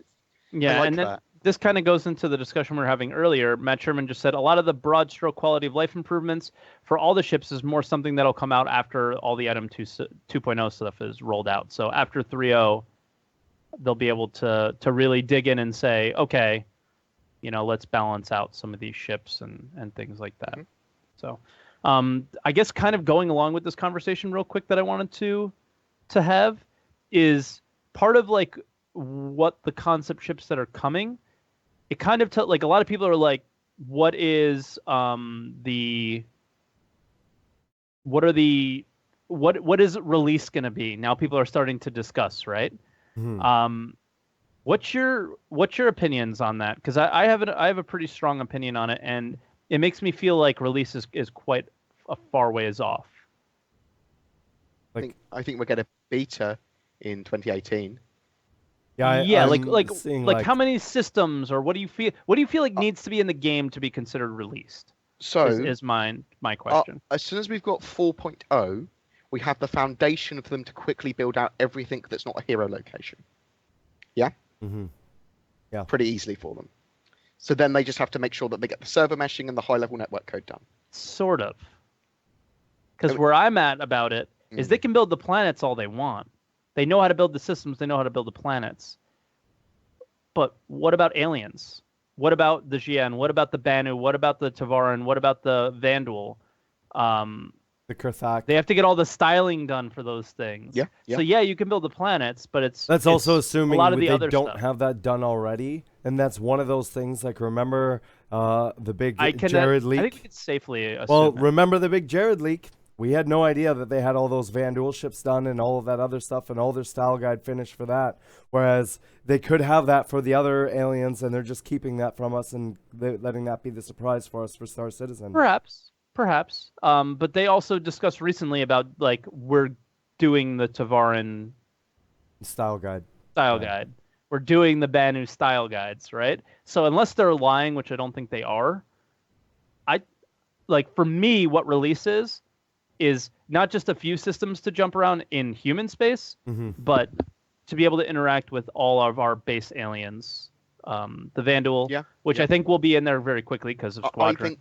I think we're going to be on beta. Banu. I think we're going to be in beta for a long time. So, yeah, it depends. I mean, if they can get the styles of these buildings down, they might have to hire more people, or people are going to come off of Squadron and be doing this. And that's what they said is that once Squadron is done, a lot of them are going to come over to Star Citizen and helping with the assets and helping with everything, while the guys who work on the story and all of that stuff aren't really needed for Star Citizen, so they'll be able to work on episode 2 or whatever episode that they're on for writing and getting that. Everyone's giving Bored a hard time right now. For calling it I say beta. Yeah. It's because you say beta because you're idiots. Wow. Beta. But we all know Board's wrong. We'll just Yeah. let him This is do his Oh, thing. fuck you guys. 3/4 or 2/3 of the stream. Sorry, is in North America. So get wrecked. You don't even speak British there. You don't even speak English. You don't speak nothing. Oh, we speak- American English. We speak America here. Yeah, you speak But America. America. Let's jump into questions. You guys ready? We are ready. Let's do it. Okay. So our first question is from Grizz Warmace, and he Hi, asked, Grizz. the CitizenCon roadmap showed repair in 3.2, but the Crucible does not come until 4.0. Single seat repair ship incoming. 3.2 No. will just be hand tool repairs or a Reclaimer repair variant. Reclaimer is also 3.2. I don't think we're going to see variants. I don't think we're going to see a Reclaimer variant and a Reclaimer drop off at the same thing. I think we're gonna get the handheld. Yeah. And that was said by Tony a long time ago that the first implementations of things like mining, repair, and salvage might be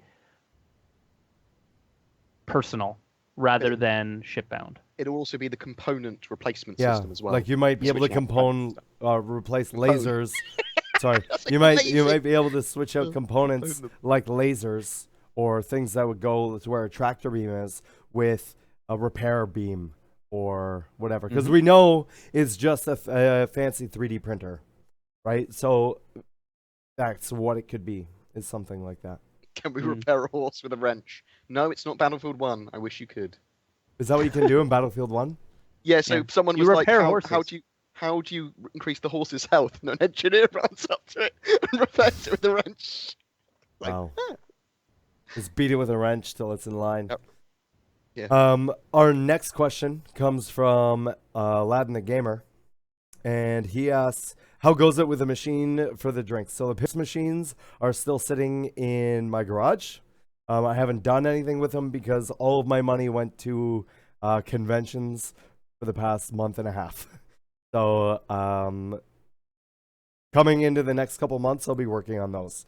Are there other ideas from Board and Twerk, what they want to do, or if they want to do something at all like this? So making like real life props, or I've already ordered some Big Benny's containers to eat my food out of when I'm on stream. oh really? That's cool. That's cool. Yeah.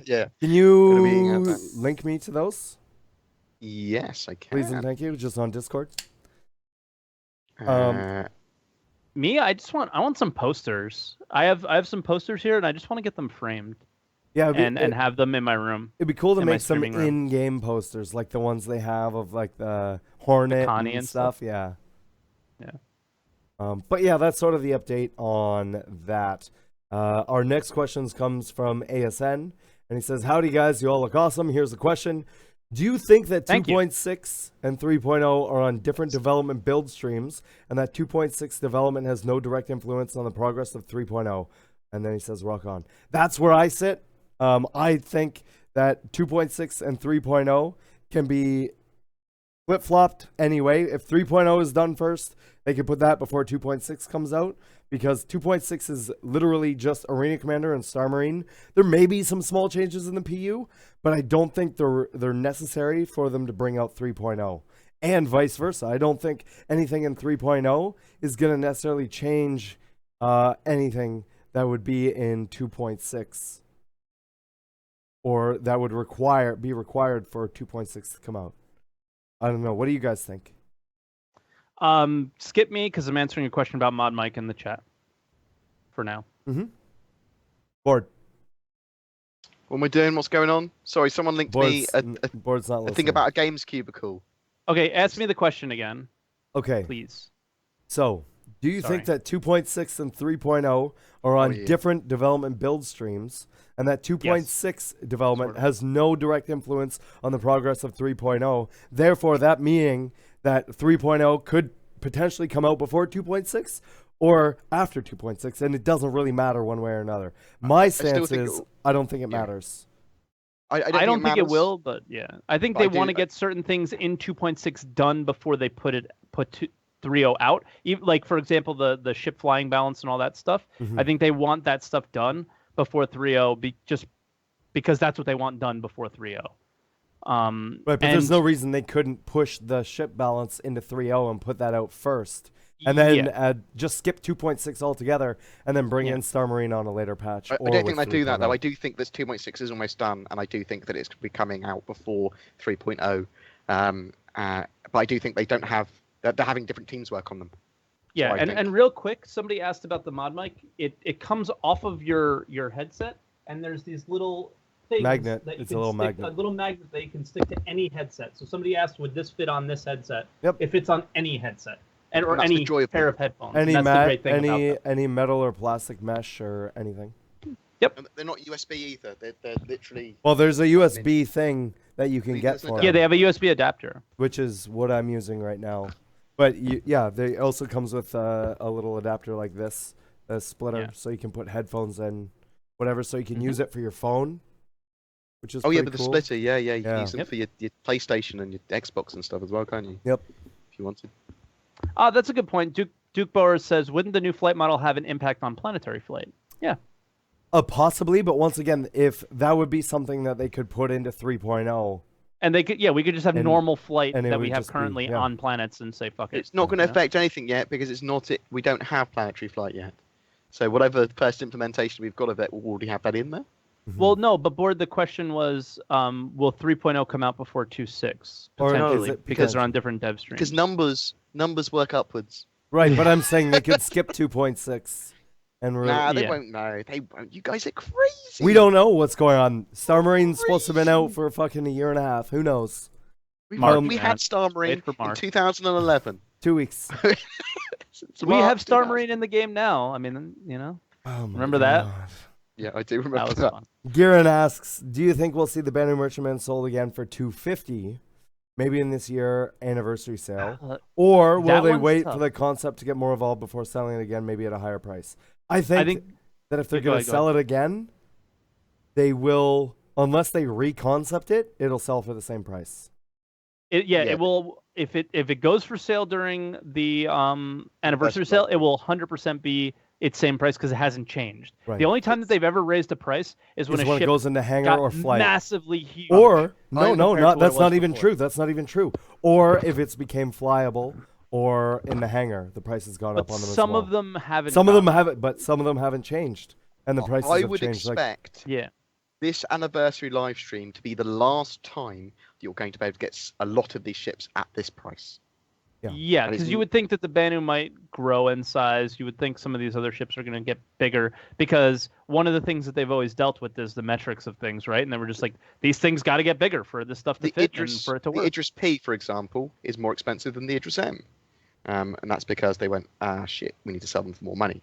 But say, expect And just to cut you off for a second, Board, Yeah, I'm no sorry. worries. I think and to go in, one of the reasons why they want to sell things for more money sometimes isn't necessarily to make more money. It's because they want certain ships to be rare, right? So do you remember the Blade? The Blade wasn't a very big ship. It Any of wasn't the this unique, any of the crazy Vandal ship. ships are like that. Yeah, they The want Scythe, those the ships to be Glaive. rare, so they're overpriced for what they do. Yeah, and then So that's why that- the Polaris is $750. And that's why the Starfare went up in price as well, I think. And I don't think it's necessarily because you're getting more. It's because they want it to be more rare. They don't want them everywhere. because it's finished. Yeah. And they want an incentive for people to buy the ships early. I think it's definitely an element of that. Now the next question comes from Doam1, and he said, "So not twerk," and I added "or bored" because NDA. I don't know if you guys can answer this or not, but I'm gonna ask it here. Will Maybe. Leverett said, "We're currently testing some very early and iterative game balancing changes that will go into 2.6. So it doesn't look like Evo Cuddy We has could talk about 2.6. It's just going to be more flight speed changes, flight combat changes. It basically has to be everything except FPS, right? Because if they had anything to do to test on FPS, surely they would have shown or told us by now." Okay, I'll explain what I think that meant. We all know that Evocati has a 2.5 based build that's working on balancing of ships, right? That's been out there for a while. That's nothing hidden at all. Flight model stuff. Now, what I thought was going to happen, and this was just my speculation, is that we were going to see another 2.5 build before 2.6 came out. So what I think Will is talking about, and that was in a dev post, that wasn't in anywhere hidden or anything like that. That wasn't a leaked thing that he's talking about. He mentioned things that are going into 2.6. What I think he means is those testing things that are happening right now in Evocati Test Flight are going to make it into 2.6, and there's not going to be that in-between patch that I thought might be there. So the I think that's all that means. The invites that have gone out and what Evocati are currently testing are not invites for 2.6. Also, it's confirmed this online. The post he made on Reddit about Evocati invites going out, that was adding more people to the Evocati test flight, like the actual group, not adding people to a new patch. Correct. Right? So that meant that they were opening it up and inviting more people in so that the Evocati test flight is just a bigger group of people. And they've said they wanted to do that for a while, so it's happening. Yeah, and they will continue to do that as people are able to test it or aren't able to test it and things like that, because they need that to be reliable for them. Uber Nerd asks, should survival be necessary on certain planets if you crash there? What I mean is if you should be forced to continually use your handheld repair tool and mining tools to get material and patch your ship and your modules as they are quickly torn down by the caustic atmosphere until rescued. I'm thinking there's going to be very few situations, personally, where you crash and survive into a planet. I suppose you could eject in the atmosphere or something. You're going to die. You're going to die if you eject in the atmosphere. Do we have parachutes? Yeah, I don't know. They're talking about parachutes at the moment on Reddit a lot. Oh. Really? Yeah.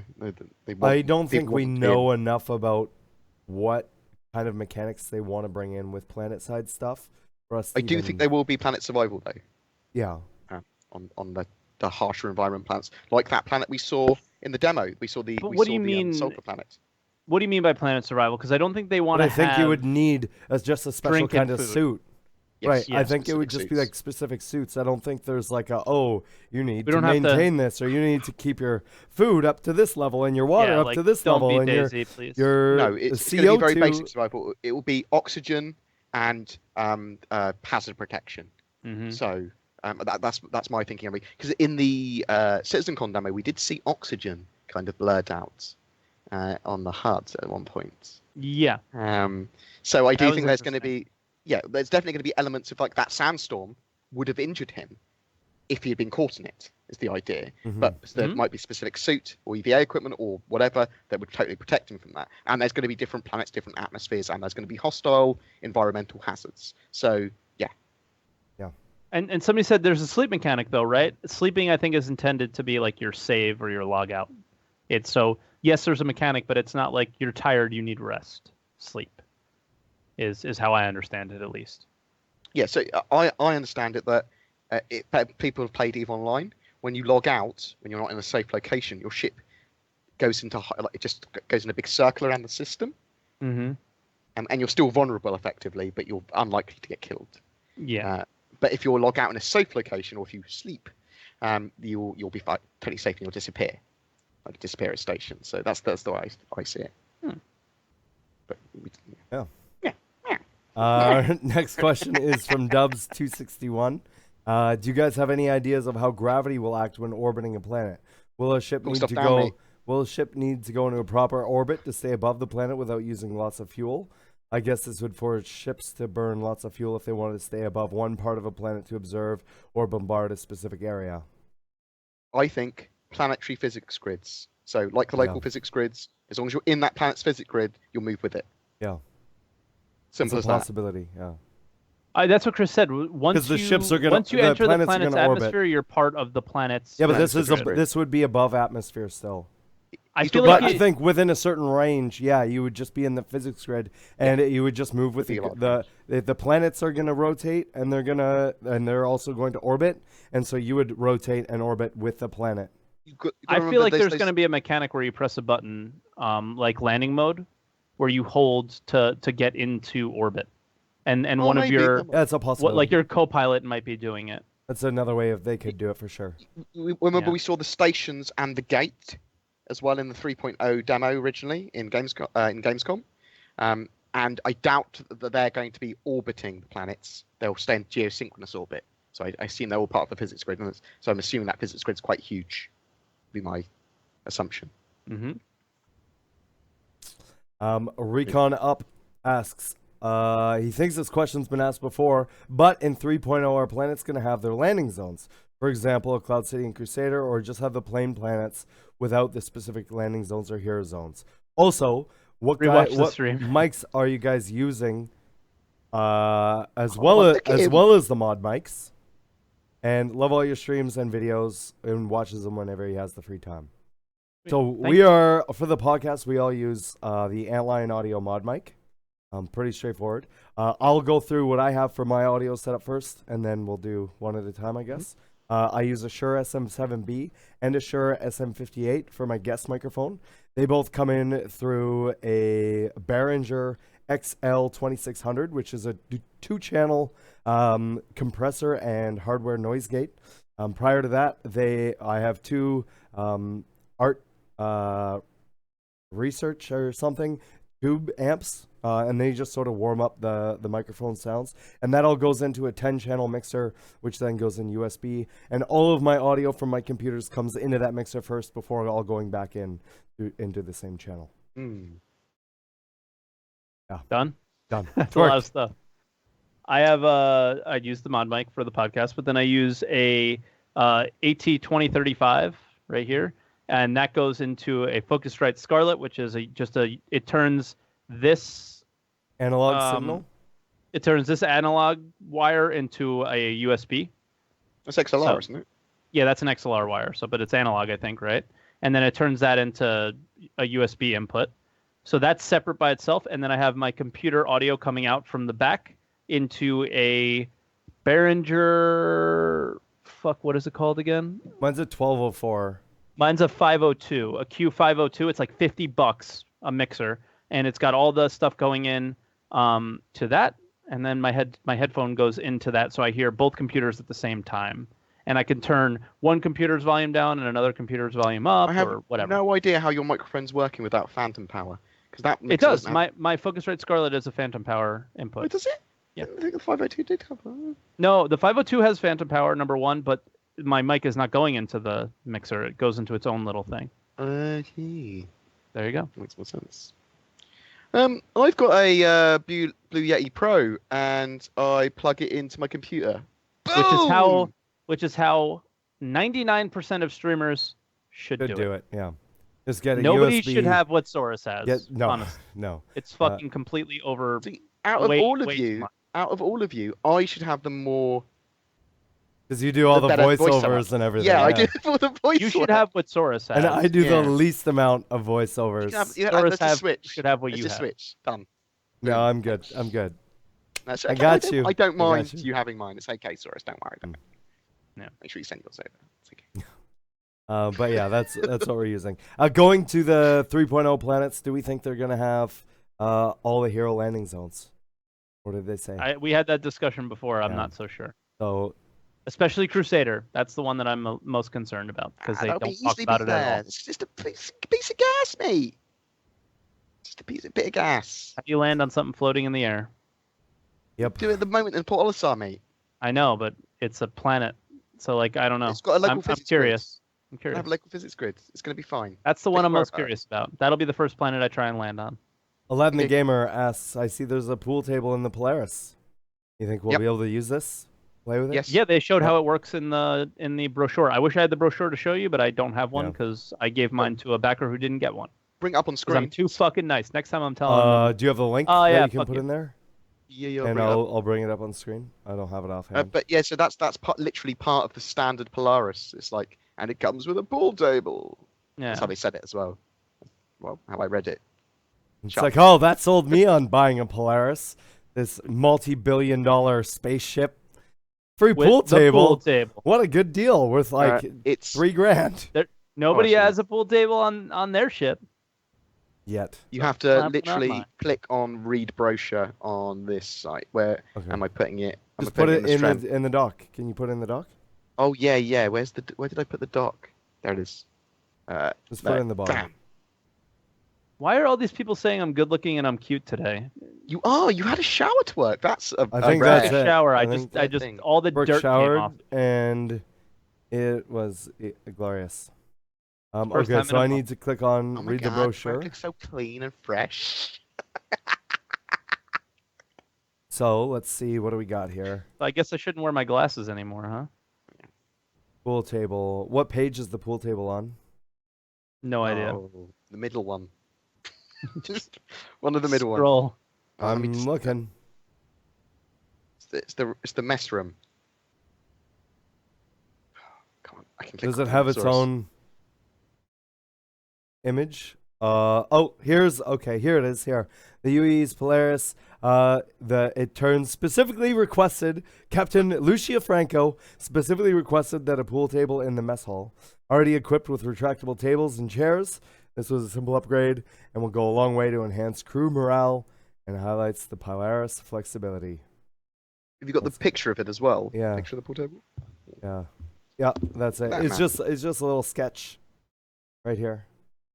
Neat. Pretty neat. The mess room doubles as a recreation room to ensure not only physical well-being, but mental health, allowing the crew to operate with peak performance while on an extended voyage. Otherwise, go mental if you can't play pool, mate. Yep. What's going on there? Elwok asks, hey, I have a ping of like 700 because he's job. on satellite internet. The game Oh. plays half decent, but am I ruining everything for the rest of the server? No. Just sucks for you. Well, yeah, I don't know how the reading goes back and forth in between the server and client. So you may be, if somebody shoots at you and your thing doesn't read it, but you've shot them and it might read it. I don't know So- what it prioritizes first. What you want to do is you want to fly just the M50 as well.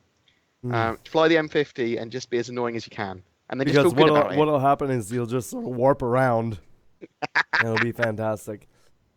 He also asks, who is the best streamer and why is it bored? Because he doesn't look at his chat. That's why he's the best streamer. So some of us, as I said, some of us need to rely on other people for chat. The rest of us can just chat by themselves. Some of come us up do with it great for content. themselves, and some of us do it for the community. If you want me to turn Good that answer. around on Move you, on. I will. Next, Oh shit! Next question. a That was cliff the skull. perfect answer. Found out. what I is your was snake thought? in the grass. What is your thought on gambling on matches in Arena Commander or Star Marine? Well, we know Yes. they want to do gambling for racing, so why couldn't they do it for Star Marine or Arena Commander? Yeah, That would see what even I fit in the lore. Just be Twerk. You should be. Oh my God! I just thought of this right now. I can't You're a deal poker dealer. fucking- No, I know, but It's you got could be nothing to do with you could be a professional gambler in the game and a poker Yeah. dealer in real life. I really hope they put poker in the game. I'll fucking kill all. I will It'll have be- all the UEC. It'd be fucking amazing because at All of late it. night we can have some drinks, we can play poker seriously on stream and stuff.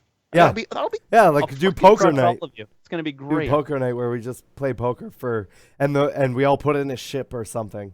Yeah, and I'll Twerk's just gonna tell wreck your us shit. incredibly It's gonna be hard at great. Texas Hold'em. It's gonna be amazing. It's gonna be It'll great. be fantastic. Uber Nerd says, in the Homestead demo, the display on the Dragonfly showed the SCM maxing at 40 meters a second. What do you think the max cruise speed of the bike should be? 300? 200? I don't know. I don't know. And yeah. I don't know. Like cruise okay, speeds. so if we look at the SCM to cruise speeds for ships, SCM on say a Hornet is around 300, right? Yep. 200 and something probably, or 300 and something, and then it cruises up at around 800. I think. I'm just guessing. I think I don't really pay attention to the That numbers. should be so. The thing that needs to be balanced for me is cruise needs to be almost detached from SCM entirely and detached from Yeah. boost. The engines should be built for something in particular. They go, well, this engine's great at boosting, and you've got a huge fuel tank, so Right. this is more of a sprinting ship. Whereas this ship's really great at cruise, but it's got really slow SCM mode. Because they can't have multiple engines doing these different functions. Each engine will have to be better at worse at certain ones. And obviously with boosting, you need to have boost fuel and stuff like that. So it's not going to be based on the hull of the ship, but the engine of that hull. You see what I mean? Mm-hmm. And that's going to be totally rebalanced anyway, so this is kind of a moot point. So Kin Shadow just put in the chat that in the game, or in the lore, there's a game called Trigger. I'm triggered.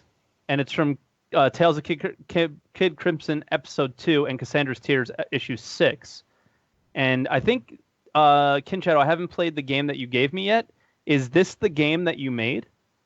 It looks like he made the game in the game. Yeah, it's pretty cool. Cassandra's Tears is the one that's written about one of the guys in Squadron 42, isn't it? One of the characters in Squadron 42. Syracuse I don't also remember. says that they had poker in Wing Commander. Yes, they did. Mm-hmm. What's the name? What's the name of the guy in Squadron 42 that's the Cassandra's Tears is written about? Does anyone know? I don't remember. Someone in the chat will know. Captain something or whatever. I can't remember. What's his fucking name? I don't know. Lore doesn't stick in my brain properly yet. No, the lore I can't keep a hold of. There's too many ships. Cal Mason. Thank you. There you go. Someone's put Cal. Yeah, Thanks, Deltron. he's the best. Our next question comes from Magnetron GW2, as opposed to Magnetron GW1. Are you guys not afraid with all these game modes like Arena Commander, Racing, Saddle, Star Marine, the Persistent Universe, and all of these other things, that everything is going to need its own balance, thus it's taking way too much time to complete the actual game? I don't think so, because all of the base things like the thrusters and the engines and the weapons are the same across the board. Right? Whether it be for racing, whether it be for the Persistent Universe, whether it be for Arena Commander. Now, the only thing that they are adding extra to Arena Commander, things like maybe Saddle Ball or Star Marine, are things like pickups and things like that to fit those game modes. And the balance for those will be separate. But for the actual components and the actual ships, they're the same no matter what you go into. I don't think that, and those are going to change. And I don't think they plan on changing those. What I think will happen is something similar to what's happening now. Arena Commander has been completely out of balance and crappy for a long time, and they focused on what they thought was important. And when they had time, they'll go back and focus on the balance of other things. Yeah. So they're gonna leave things imbalanced while they're developing the game that we actually want to play. And when they have a few minutes to go and say, "Hey, let's go look back at Arena Commander balance. Hey, let's go look back at Star Marine balance." They'll go do it. I think the game will evolve slightly in the coming few months, and I think there will be a tiny dedicated team, possibly part of QA, which is focused on balance for stuff that's not part of the game development. They are literally just focusing on balance because we're going to start to get more and more of the game, and they need to work out how the mechanics work with balance. But final balance and significant balance won't come until beta. I think what he's concerned about is that each game mode has to balance the ships differently, and I don't think that's the case. No, I think don't that think that's the case it's one balance for the ship, and the ship is the same in every mode, and then it's just the modes that are a little bit different, like the pickups in Arena Commander, or maybe even in Star Marine, or the map design in Star Marine, or whatever it is. Right? It's not the actual characters or whatever. But so all the work that they do on the ship or on the FPS or whatever doesn't take away from the PU. It just adds to the PU because that's how they get all that stuff in there. Agreed. Armored Unicorn says, and this is going on balance again, I think in regards to balance, they'll take the same stance as CCP with Eve, fixing broken fittings with certain ships that disallow any real counterplay. However, as it's a simulation, the experience is you need your own instinct and smarts, learning from what is getting you killed and how to take precautionary steps to stop the occurrence from happening. This is surely a better stance to take than listening to balance cries from people too stubborn to learn how to avoid death. Once again, we're so far away from like actual balance, and a lot of that stuff is going to happen in beta anyways. So I think they do listen to a certain extent, but for the most part, they do what they feel is right for the game. And that's what the Evocati's there for, too. That's what. And they're not balance criers, right? They're there to try and benefit the game. Some are. I mean, some are, I'm sure. sure. But some of them are. I'm sure some of them are. Darthspock says, in the brochure of the Polaris, there was a merch page with shirts and models. Any idea when they might be available to purchase? Will they be up before Christmas? So those are in-game things. Those are not real things. So the model, The shirt they said they might and the want shirt, to do. they said they might do it if there's enough people that want it, but I think those are all those are initially and were made for in-game lore. The models I are Takuetsu. I believe the current thinking on them now is, because there was a little bit of an outcry because people actually wanted them, that they are looking at the shirt rather than just a maybe, and the rest of it they're considering. And if we look at how long it took them to get a Benny shirt out, it might be a little while. Yep. Right? Because the Benny's, like, by the time the Benny shirt came out, the Benny's meme was kind of like... It's over. Was over, yeah. So. That'll be revived again. That Benny's meme will keep on coming back, and it will come back strong once they implement the pip stuff better. Once they have proper pip slogans. No offense, but just let it die, man. I can't. Commander Wolf. I'm not like into the whole Benny's meme. I never have been. No. Like, they call me the meme doctor. I'm bringing that one back, mate. Gonna revive it. Who calls you that? Next question. Who called? Get out of here. Mum, can you call me the meme doctor in comments? Thanks, Mum. Fuck you, twat. Bored meme doctor UK. Commander Wolf. My mum says I'm cool. Says he came in a bit late, so I don't know if you guys discussed this, but do you think... Okay, here we go. Are you ready? Hold on to your dicks. Do you guys think 2.6 will come out by the end of this month? Nope. I don't know. Already playing it? No. Dude, okay, here, I'm going to reword it. Do you think Evil Cuddy will see 2.6 by the end of this month? My answer is I hope so. I hope so, yeah. I don't know.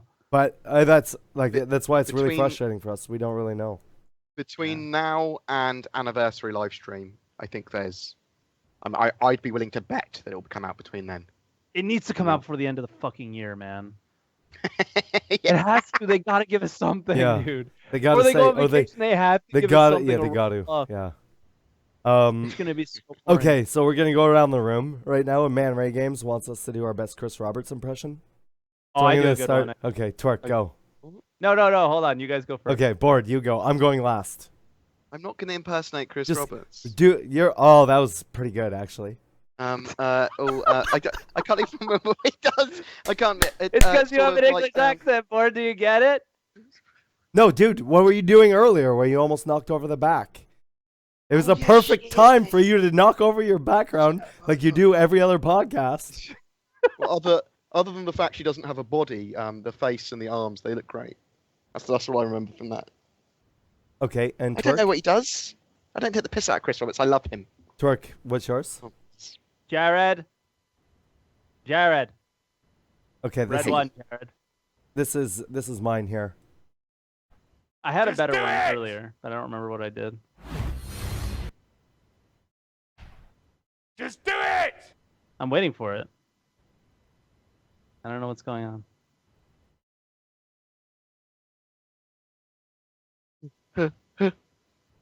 Just do it. I can't hear it. He's just playing it. Thinks he's really intelligent and smart. I muted my mic for you guys. I'm sorry. I'm back. Thanks. No worries, mate. Okay. I was muted. I just had I had to just do it, and you guys didn't hear it, but I can't do it because it hurts my throat. Iggy Pie asks, do you think that Squadron 42 demo level coming up will be a real playable demo that everybody in the gaming industry did back in the days? I really hope so. I really want them to give us some sort of prologue mission demo thing. Oh, it would be so awesome. Just because then you could go and try and find all the Easter eggs in it and play it over and over again, and it just builds up so much hype. Like, do you remember the little discs that you used to get with like PC Gamer or PlayStation Magazine? And you get like playable demos. Do you know why we used to get them? Yeah. Because they had no other way to promote their game.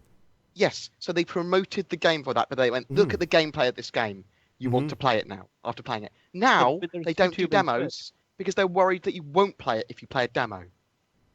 And some of you whippersnappers that are watching, you've never even seen a demo of a game before. Oh man, I hope so. I'm excited in my chair just thinking about it. Like I want it. I want a little prologue mission. Give me something cool to play. That was the biggest draw to me for VR was demos of stuff.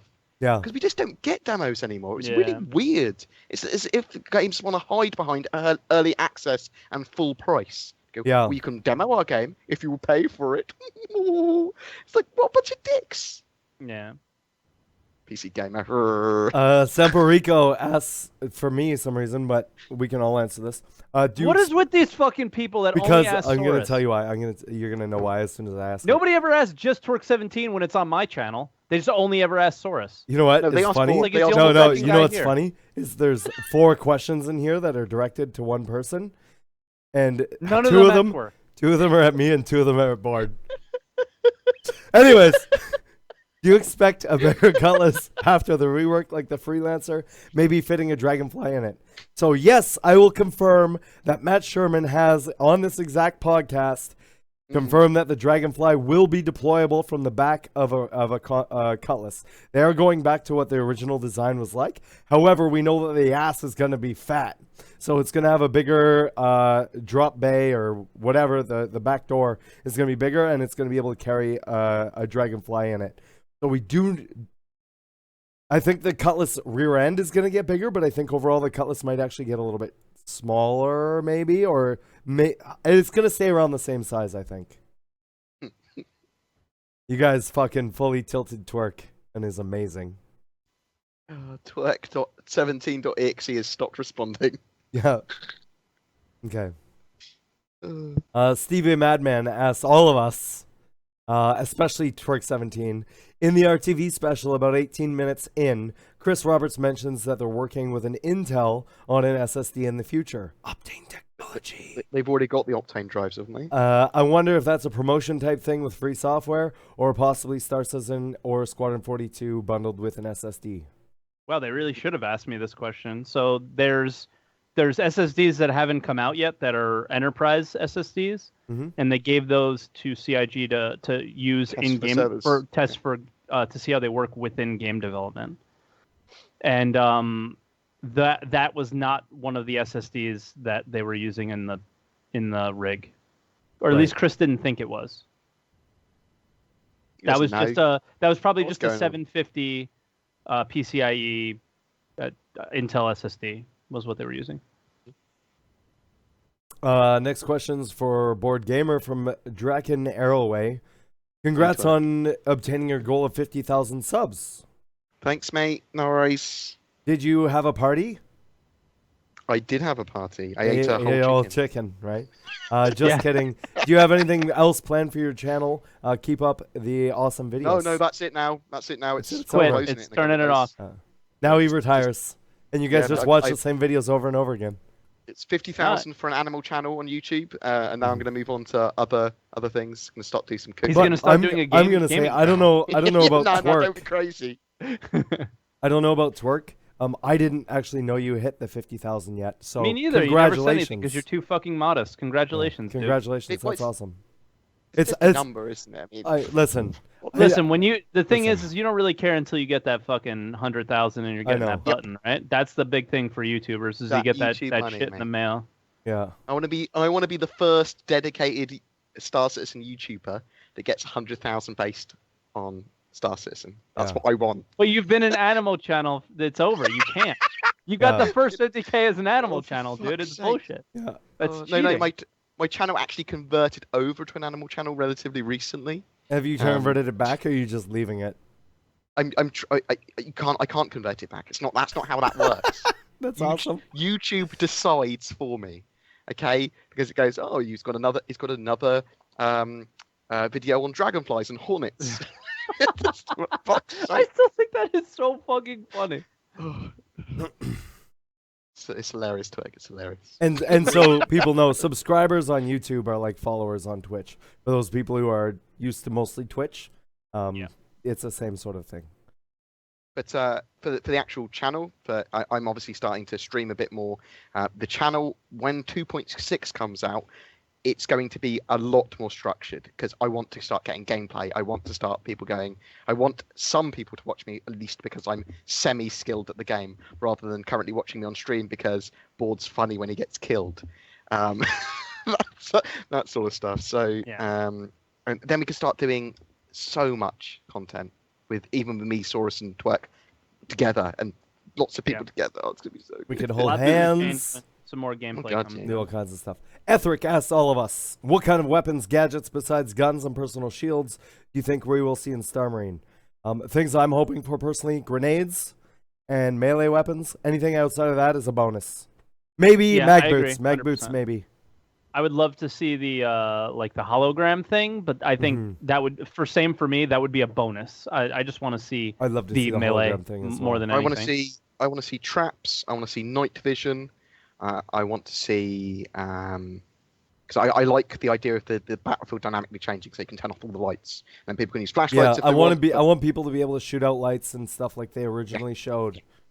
That Because battlefield that needs to stuff is really dynamically change. cool. I want people to be able to shoot pipes and steam to come out to blind people and stuff like that. That's the sort of. Oh, that's the cool. sort of Yeah. thing I Yeah. want. A So, battlefield like, style. So yeah. it's like it adds a lot of the meta and a lot of different strats to stuff and makes that But to a gameplay level dynamic. Yeah. Yeah, That'd be because you can have the sick. same. You can have the same level, and it will play totally different every time because of the amount of weird stuff you can do. Yeah.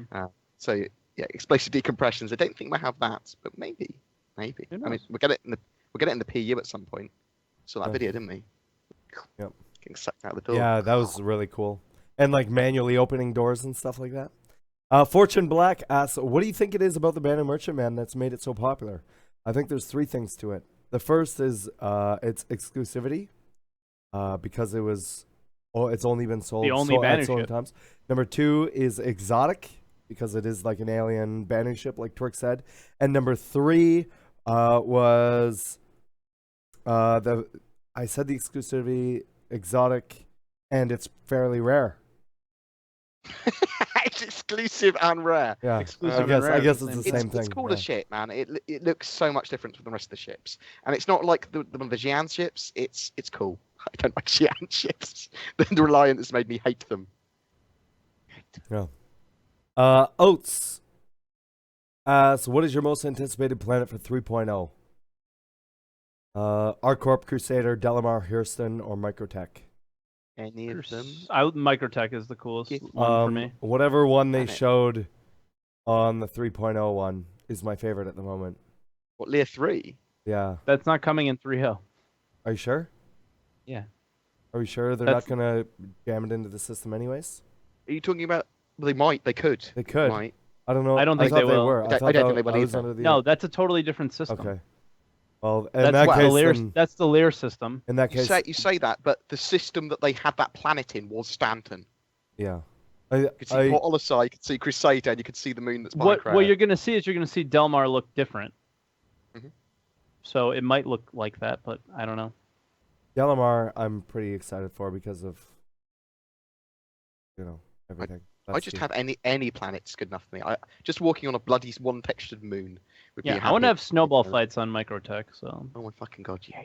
And I know people are Die. trying to correct me in Right. chat saying that planet was from a different system. I know that. Just like Grimhex isn't supposed to be where it is. I thought they were just gonna throw whatever planets they have ready. You might be right in. though. You might be right though, Soros. And so we don't know. could be. That's my Delamar is gonna understanding. get If it's baked in. if it's ready, then screw it. We're gonna put it in so they can mess around on it. It doesn't need to match the lore right now. Octus Invictus asks 2 questions. First one is, are there probes/monitoring stations from where we can see who enters a system? I think you're gonna see a lot of that happen with the comm race. Yeah. That yeah, I think that's what functionality. Comrade gameplay is going to turn into. Mhm. Or a part of it anyways. I think they're going to become a lot more dynamic with what they do, and there's going to be a lot more depth to them than just turning them on or off. And the second question is, can orgs claim an unclaimed system? No, I don't think that's going to be a thing. I think, the Could be a the big first thing, to and I think discover it. yeah. yeah, you can name it probably, but I think a lot of the things that, and I think we should have this discussion because if somebody's asking that, they might not be aware of the fact that the style that CIG wants to build this universe is having 9 NPCs for every 1 player, right? So they really don't want the player to be able to have complete control We're over... not really running the show. Yeah, they're running the show. We're living in it. Yeah, this is So a they mix in can between- decide certain events and certain things could affect the economy in a minimal way, but not in a I do major way. Like you owning an entire system would be so insane. do think when there's though, only that, like, 100. unclaimed systems or vandal systems or whatever, I do think that if enough players go mining in an unclaimed system for a year or whatever, that system might eventually get claimed by the UEE. I do think that if enough players murder Vandal and do missions in a Vandal system, that you could eventually push them out. I think that will be they'll do stuff Absolutely. like that, story-based stuff. And going along with the question that he asked, I do think that if somehow, some way, an organization holds a certain system and that's all they ever wanted to do throughout the entire game, they find an unclaimed system and they say, this is ours, we're going to hang out here, and anybody that comes through, we're going to kill them. Or anybody that attacks us, we're going to kill them, whatever. What Star Citizen, what CIG could do is say they can put that org in the lore, and they can make a little system based off of them. It all makes almost as irrelevant. Like Test Squadron's in the lore now, aren't they? If Test take over a system, they've taken over that system. I mean, they have. I mean, you can't argue with it if they're occupying it and they've got a load of ships there and they kill anyone that comes into it. If they wanted to do that, you could. I like the fact that CIG might also put you in the lore or the weekly newscasts. But one of the joys of that Spectrum program that they're going to have is that people will be talking about stuff and like the same kind of area. So you'll be like, oh shit, have you heard what's happening in this system? And I like the fact that will be part of the lore and the news and the game. Yeah. Athire 5 asks, in the last 2 demos, we've seen the player come across a vehicle, such as a dragonfly, and take it with them. How do you think this is going to work in the game? Do you think we'll just be able to find one and buy insurance for it and add it to our fleet? Or do you think if we log out before buying insurance, it'll remain on our ship? I'd love to hear what you guys think. Thank you so much. Keep up the good work. I really don't know. That was one of the first things that went through my mind, too. Like, is that going to be considered a stolen dragonfly? No. So I think there's going to be 2 things they'll do here. Either you've got to pay to make it officially yours. So you've got this ship that's unregistered and it's not illegal. It's not stolen. So they just go, you pay to make it yours. Or you can sell it for salvage. Yeah. Or you sell it to a chop shop, right? Yeah. Or you just put it through your own reclaimer. Yeah, you salvage it yourself. Yeah. But I mean, the other thing is that you could have them as illegal. But I think. But we know that they're gonna do something similar to what VINs are to cars for spaceships, and that you're gonna be able to swap them, especially for pirates that steal ships. Will be able to illegally swap them, and then they won't track as a stolen ship anymore. And is that going to be exactly the same for ground vehicles? Could be. Possibly. I mean, if they have the system in there, why wouldn't they do it the same way? And technically, the Dragonfly is both a ground and a space vehicle. For that specific instance, but say so you for could an have Argo loads or of ships in your Idris, for example, that no one else would ever see on the ground because they're in your Idris. That have no need to land. So if you had like all of these dragonflies that you found on a planet there, and you just collected them with your Idris, it literally just has hundreds of them in there. That'd be pretty funny. That would be hilarious. I see that you're a hoarder. Just go to the landing page, just full of dragonflies. Yeah. Delandarius asks, a lot of people on the subreddit have posted old schedules for the single-player campaigns post Squadron 42. Do you guys believe, as I do, that once they launch Squadron 42, they should use their full resources entirely on Star Citizen until it's launched before starting any work on a sequel? I think that's what they plan on doing for the majority of the resources. I don't know. You might be right, but in my mind, if I know Chris and I know Chris is the only exception to this, where he like I don't mean it that way. I mean, like, Lord of the Rings started out, they knew they had something big and they were going to do a trilogy, right? I kind of think that's the mindset that Chris has about this. We know for sure there's more episodes coming out, and Squadron 42 is just the first one. That's 100% guaranteed already. They've also talked got a about plan that. for episode 2 to come out 2 years after the first episodes come out. That's what they've said. Yeah, and I think they want to have Star Citizen out before that, because the thing is now they have all their systems in place, everything's made, so it's a lot faster to make a single player game, and that's sort of what people are like, oh, why can't they reproduce something faster?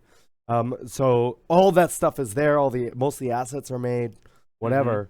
So then they can go and make those storylines and everything a lot faster than what they've had to do with everything now, because they've had to build everything up. So I really think they're going to put all their resources into Star Citizen, make sure that's out, and then whenever they feel is appropriate, start working on Squadron 42, the next episode. So I wouldn't necessarily say The next episode. I wouldn't. I'd say put most resources on Star Citizen, like most of them, but still keep people on Squadron 42 Episode 2, just to make sure that everyone's in check and in line, and there's rich lore and other stuff. So that's the thing, is I think a lot of the writers might stay with that, and the mission designers will stay with that, but the guys who work on assets will all go over to Star Citizen. Because you won't need them. You could just pull those assets from Star Citizen for the majority of it. Probably for the Retribution, someone's going to have to be designed. Well, you're going to need that for Star Citizen anyways. Not necessarily. Not necessarily for Episode 1. Spoiler. No, not for for Star Citizen, not Squadron 42. So it can come in much later, but it'll be like all their assets are shared, right? So you'll have both in the game. I don't think we'll see the Retribution in Star Citizen until Invictus asks, Episode 2 onwards, maybe. Has there been any new talk of player-owned factories now that we have procedural planets? No, god damn it, and it pisses me off. That's the reason I got into this game. And they've kind of like backtracked and stopped talking about it. As far as I know, the original economy model with nodes is still fairly accurate. And that video is like 3 or 4 years old now. Yeah, but is it though? Are we going to get nodes that we get to own? But I mean, what do you mean own? One of the things is that Chris discussed like way back when is that you would literally own a node, and part of the node would be building a factory workers, and you would have to keep your workers happy, and you'd have to build a factory, and you have to make sure the materials still coming in. I think that's going to be there whether or not you own it or not. I mean, I don't know. But are we going to own it? What benefit do you get from owning it? Money. And that's what I'm trying to work out. For me, that's my end game. I think you get more money. Yeah. That was my end game goal, was to earn enough money to own a factory.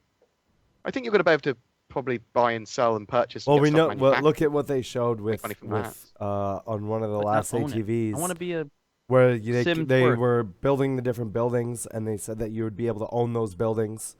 It may be the same thing for the factories as well. You may be able to build prefab things. We don't know. Has also talked about invisible bases on the moon. So,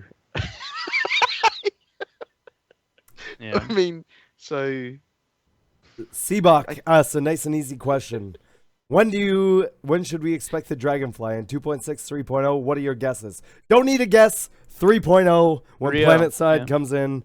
Even if it's ready for 2.6, they don't want to bring it in then because there's no real point to it. They might as well just bring it in for the PlanetSide stuff. Seems like it's ready already, right? That we could have it I now, imagine it's really close if it's not at all. If you can't ride it on a planet, what's the point? Yeah. Deltron 3030. Which mod mic did you get? The omnidirectional or the unidirectional? Unidirectional. Yeah, they're much better. Is the ones that we have. The omnidirectional picks up everything around you, and if you're in a noisy environment or your fans or whatever, it can pick all of that stuff up.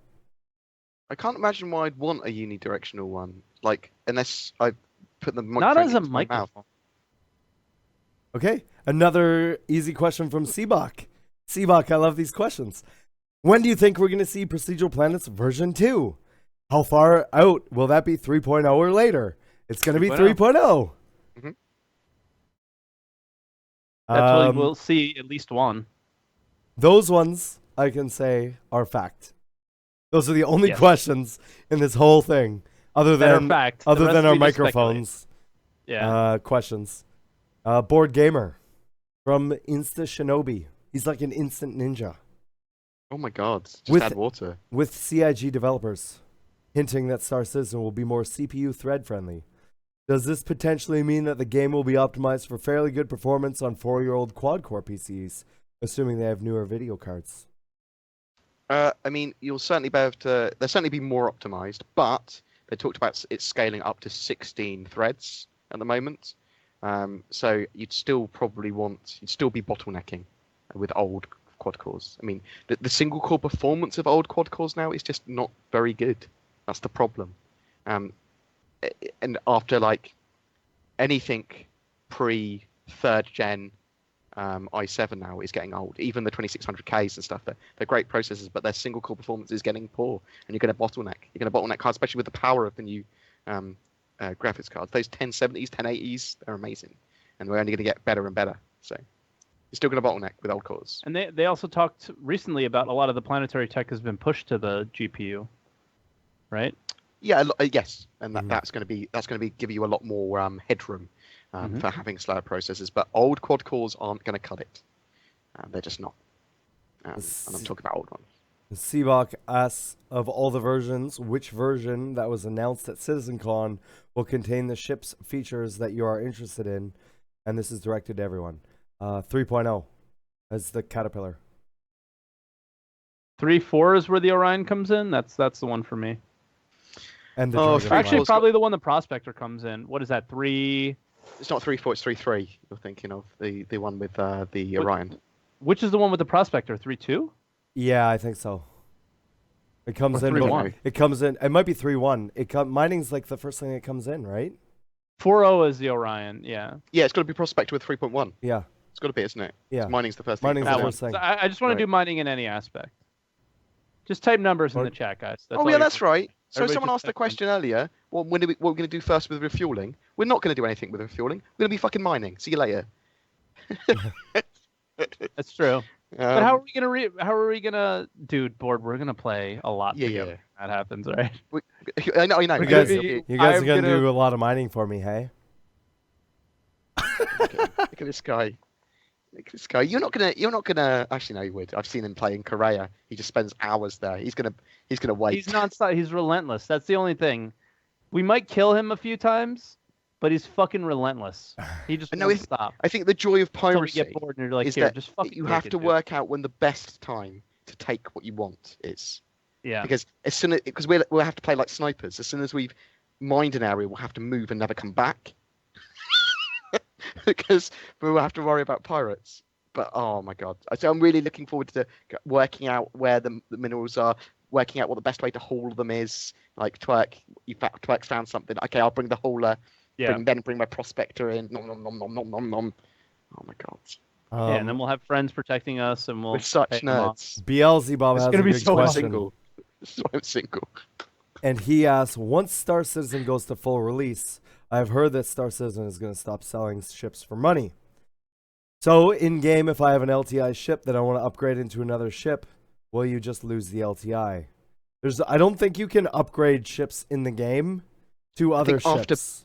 After beta, whatever you call it, after that, you're not going to be able to upgrade ships anymore. I mean, I think, in fact, it says on the ship upgrades thing. LTI, you're only ever going to get it now with concept ships, and that is it. Yep. You're not going to get it any other way. If you wanted to trade a ship, you'd sell the ship and then buy a new one. Exactly. And your LTI hull is probably worth a lot of in-game currency. Yeah. So I assume it's going to be worth at least more than a normal ship would be. Who knows? It might not be worth anything more. Yeah, that's a good point. Might be so minimal the amount of insurance. Yeah. Zeodoxus asks, at the very end of the demo, we see the player jump to the Idris. Do you think that we could deploy custom jump points or beacons? Yeah, they've talked about that. Yes. They've talked about that before, yeah, where you can have certain points that only show up for your friends or for everybody or whatever. So the service beacons and distress beacons, like think if you are going to do a raid on a satellite or something, but you want everybody to come meet you first, you could put out something like a beacon for your team. And so anybody that's in your party would only see that beacon, and then they could jump to you, and then you could all go in together, which would be really cool. If they don't have that, you're welcome to use my ID as CIG. Syracuse 23 asks, Twerk 17. Oh, buddy!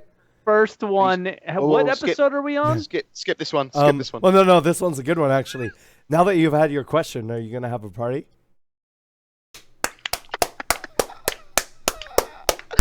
Oh, shit. This is what happens when you read chat, Twerk. Okay.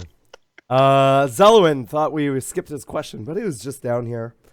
And he asks, how do you think they will handle medical base? The Javelin, Idris, Polaris all have medical base, so I'm starting to wonder the main reason behind an Endeavor Hope since there are other ships that fulfill the search and rescue role that are better suited than a 200-meter long defenseless ship.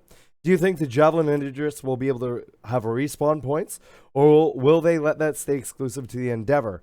How do you think they will balance this and handle it as to not make the Endeavor Hope useless? I was having a party. Toriko's having a party in his head, so he doesn't even know what's going on. That was just a really elaborate question. It was. I think he basically wants to know what the difference is in between the medical bays in the capital ships over why would you use that instead of a specific medical ship like the Endeavor? The components. So you're gonna get the better, like I guess Ben explained it good about like the hoplite and the. Ben explained it good. Mm-hmm. Which isn't always the case. Ben gets kind of confusing sometimes, but I think what they're going for is ships that are dedicated to certain roles are going to have better equipment. Yep. Or just are overall better at that role than somebody that's outfitted a ship for that role. So we don't know exactly how the gameplay is going to play out, but the Hope might allow you to have greater capacity for people respawning. So say that you can't have 30 people respawn in your capital ship bay at the same time because it doesn't have the capacity. The Hope might allow you to have more people with less cooldown on that. It also might allow people to respawn it from a larger radius. There could be loads of stuff. It might not necessarily use one of your lives. You know that we've got like a fuzzy amount of lives before we die. It might be also based on the quality of the respawn that you have available to you. Stuff like that. There could be thousands of different things that could happen or that could work into it. But the Hope is going to be a good mobile respawn point.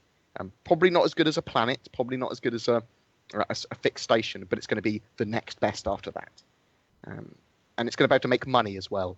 Like I don't think the medical bays on capital ships are about to make money. Maybe they will. Maybe. Don't think so. Kuomori Otoko has a question for Twerk17. Are you ready? Oh shit! Come on, don't be a troll one. Come on. Do you think Spectrum integration with the Mobi-Glass will happen anytime soon? 2017, maybe. I think it'll be sooner than that. Well, in 2017, yeah. Yeah, definitely.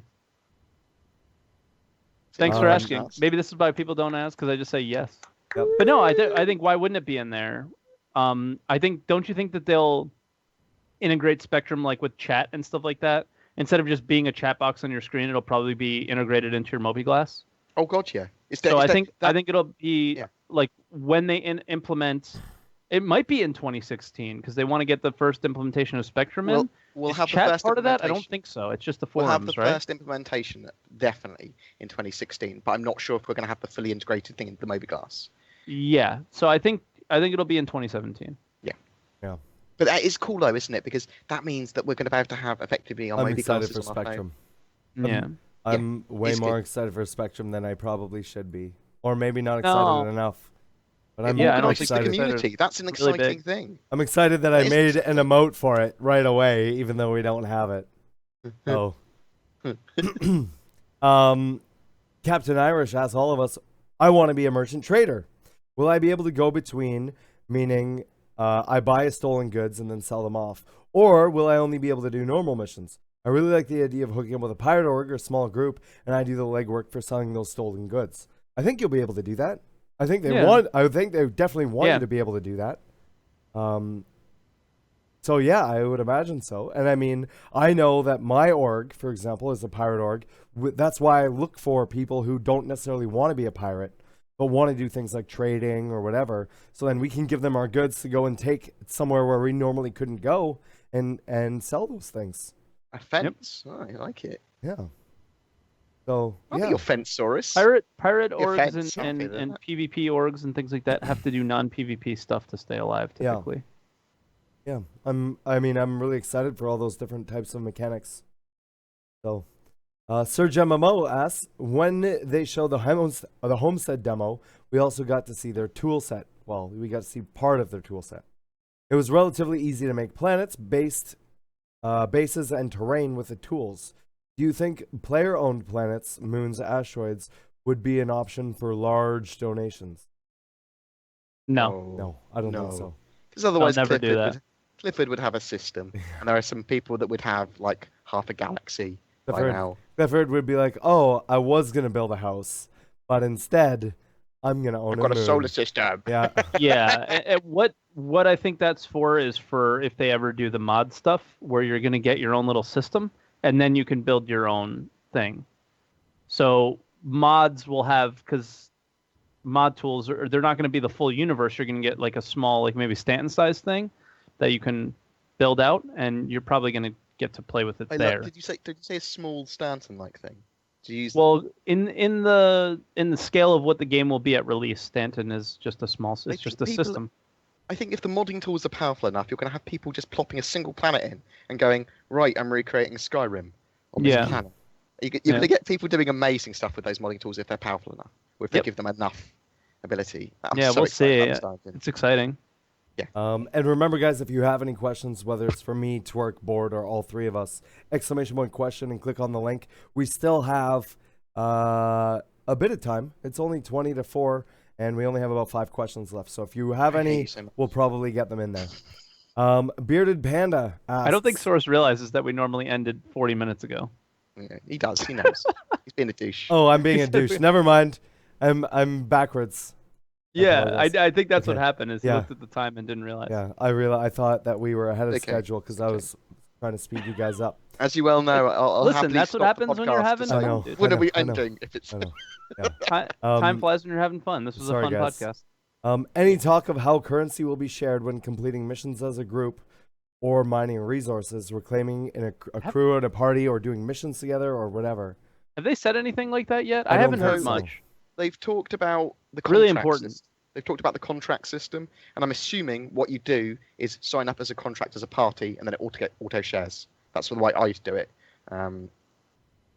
Seems nice and simple. Go for a mission, you go as a party, it auto shares it.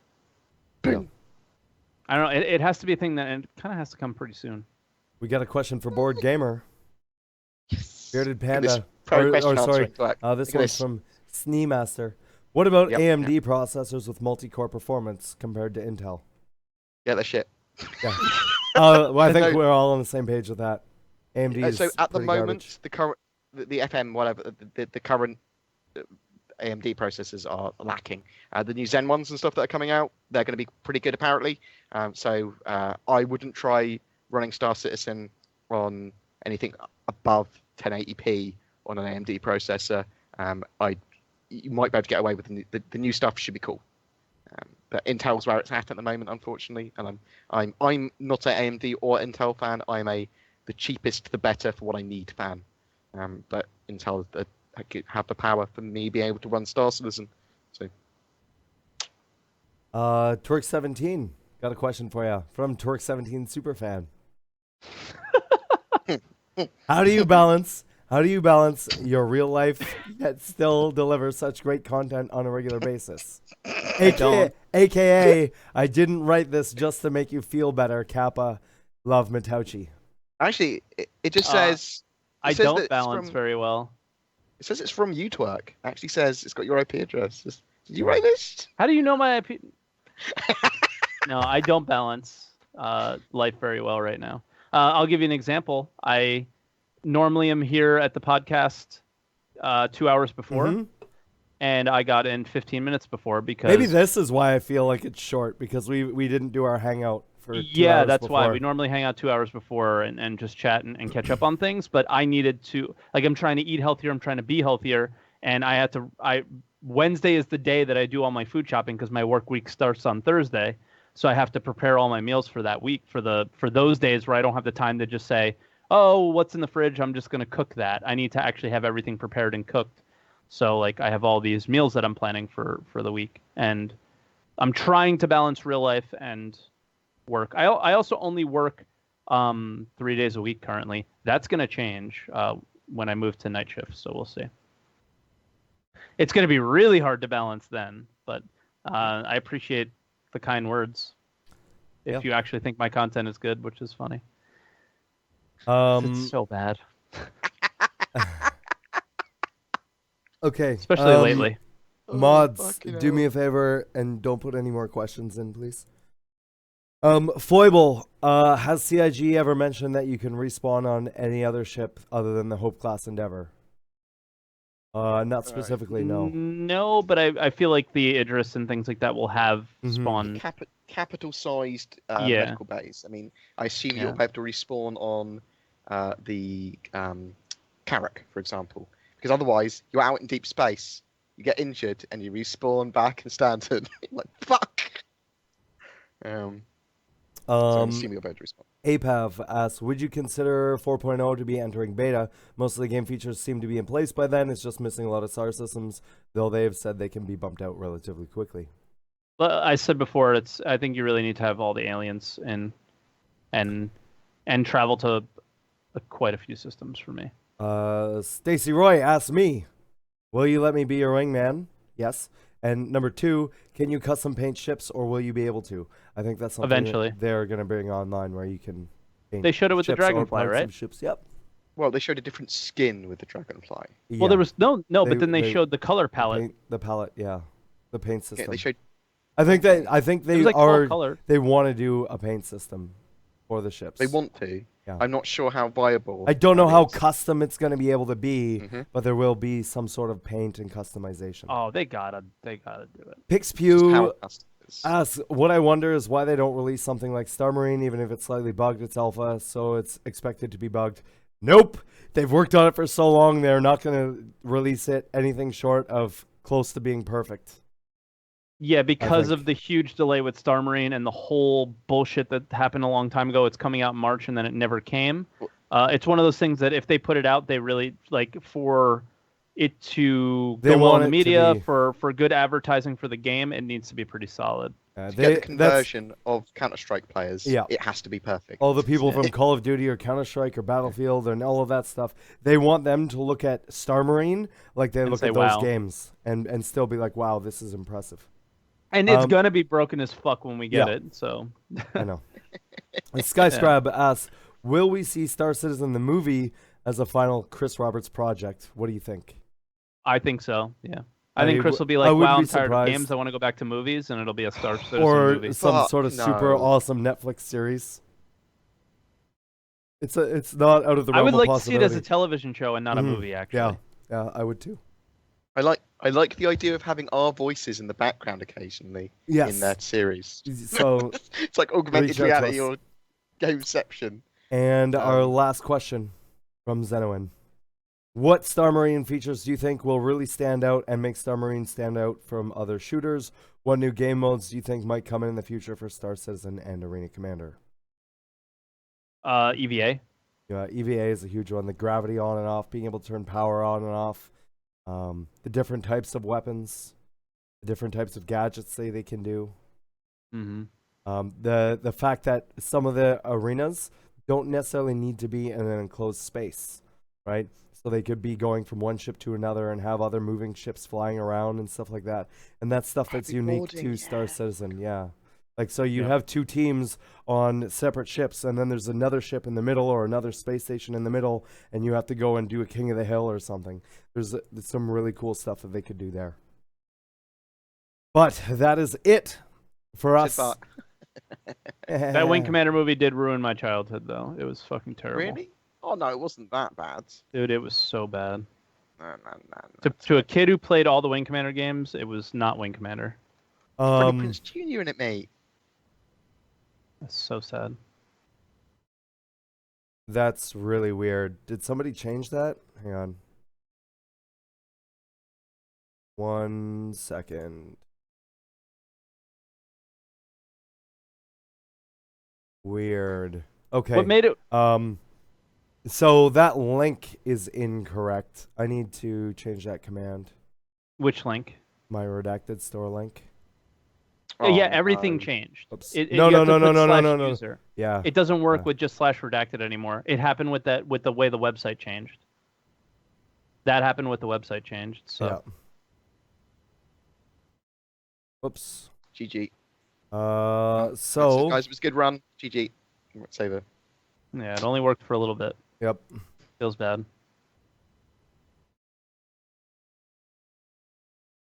There we go. Bam. Now it's been Yay. updated. Okay, so you guys are going to guess what I'm going to talk about. Yeah. It's probably going to be the shirts. We do have them up here, and we have the new Redacted Basic one up there. It's on sale right now for $14 for the next 2 days. Any profits that we get for this go directly into the Redacted website, podcast, and team. So it is very much appreciated. If you wanted to go pick one up, they are available now and in all kinds of different colors.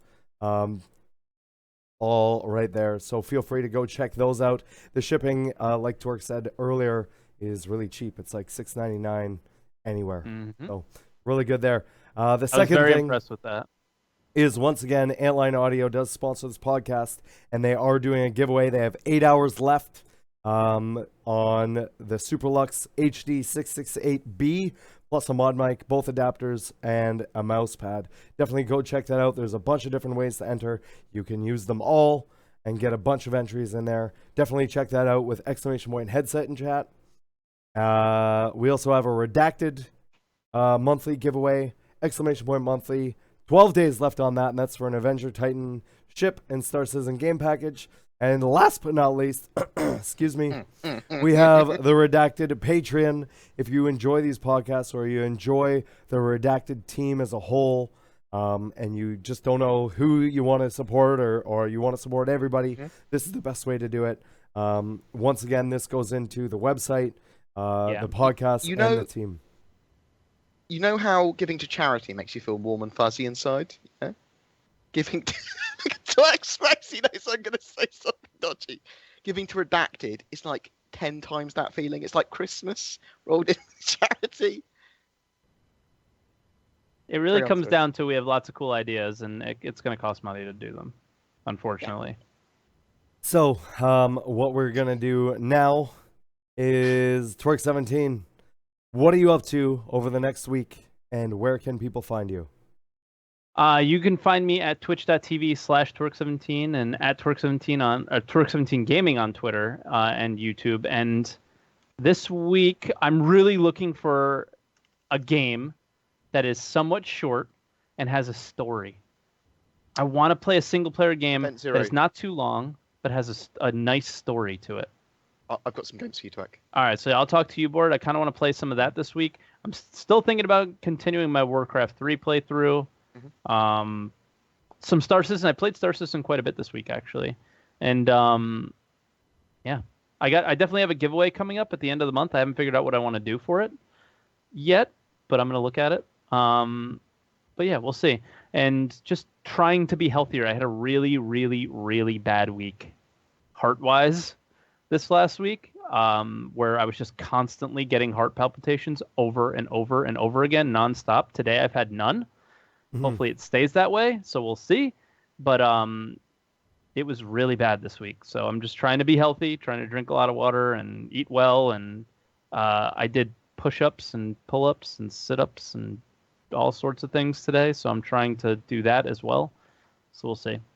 Less focused on stream, more on my life. There you go. At the moment. And BoredGamer, what are you up to this week? And where can people find you? Well, people can find me on pretty much all of the social mediums and YouTubes and Twitches at BoredGamer UK, where I'll be streaming and playing Star Citizen. But so this week, I might be grabbing a copy of Battlefield 1 and getting prepared for Titanfall 2. Star Citizen-esque wise, I'm going to be doing some stuff on the website. Twerk is been working diligently on that, so I need to populate it with some content as well. Otherwise, I'll just feel like I'm a lazy bastard. I'm also waiting on a GTX 1050 Ti graphics card, like the super cheap budget ones. I think they're going to be powerful enough to run Star Citizen pretty well, oddly. So hopefully, if that's a budget option, well, we're going to test it out and see if it's viable. And then other than that, I'm planning to do some stuff with Voice Attack, some mod mic stuff. He just started using voice attack again this morning, so that's actually one of the things I'll be doing. I forgot all the commands, so I have to remember. Yeah. So. William Shatner trying to answer your question with Verity as well in the background. Yeah. So I have a lot more that I want to do with that. So I really like Brian Blessed. You've got the Orion William Shatner, haven't you? Yeah, I have a few of them. Is that your favorite? No, my favorite is I always forget the name. It's the AI sounding woman.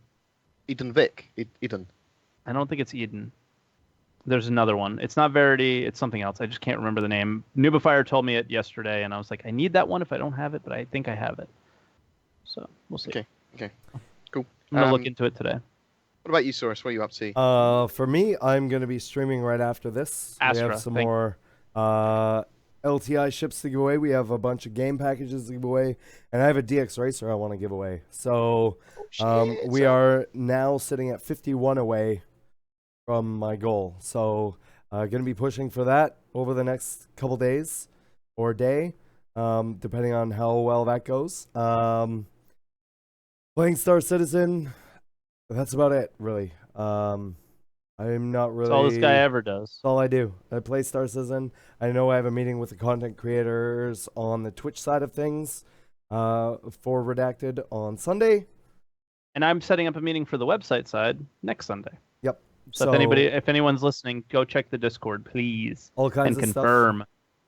But we are going to. I'm going to be back on in 2 minutes right after this podcast goes down, and stick around because we are going to start the stream off with an LTI ship giveaway. So yeah, that is it for me. You can find me on twitch.tv/WTFosaurus and on twitter.com/WTFosaurus. Thanks again for everybody coming by. We really appreciate you guys being here, not only live or watching this on YouTube or listening to this in your car on iTunes. We love you guys. And we will see you next week on Wednesday at Redacted. Bye, guys. Thank you, everybody.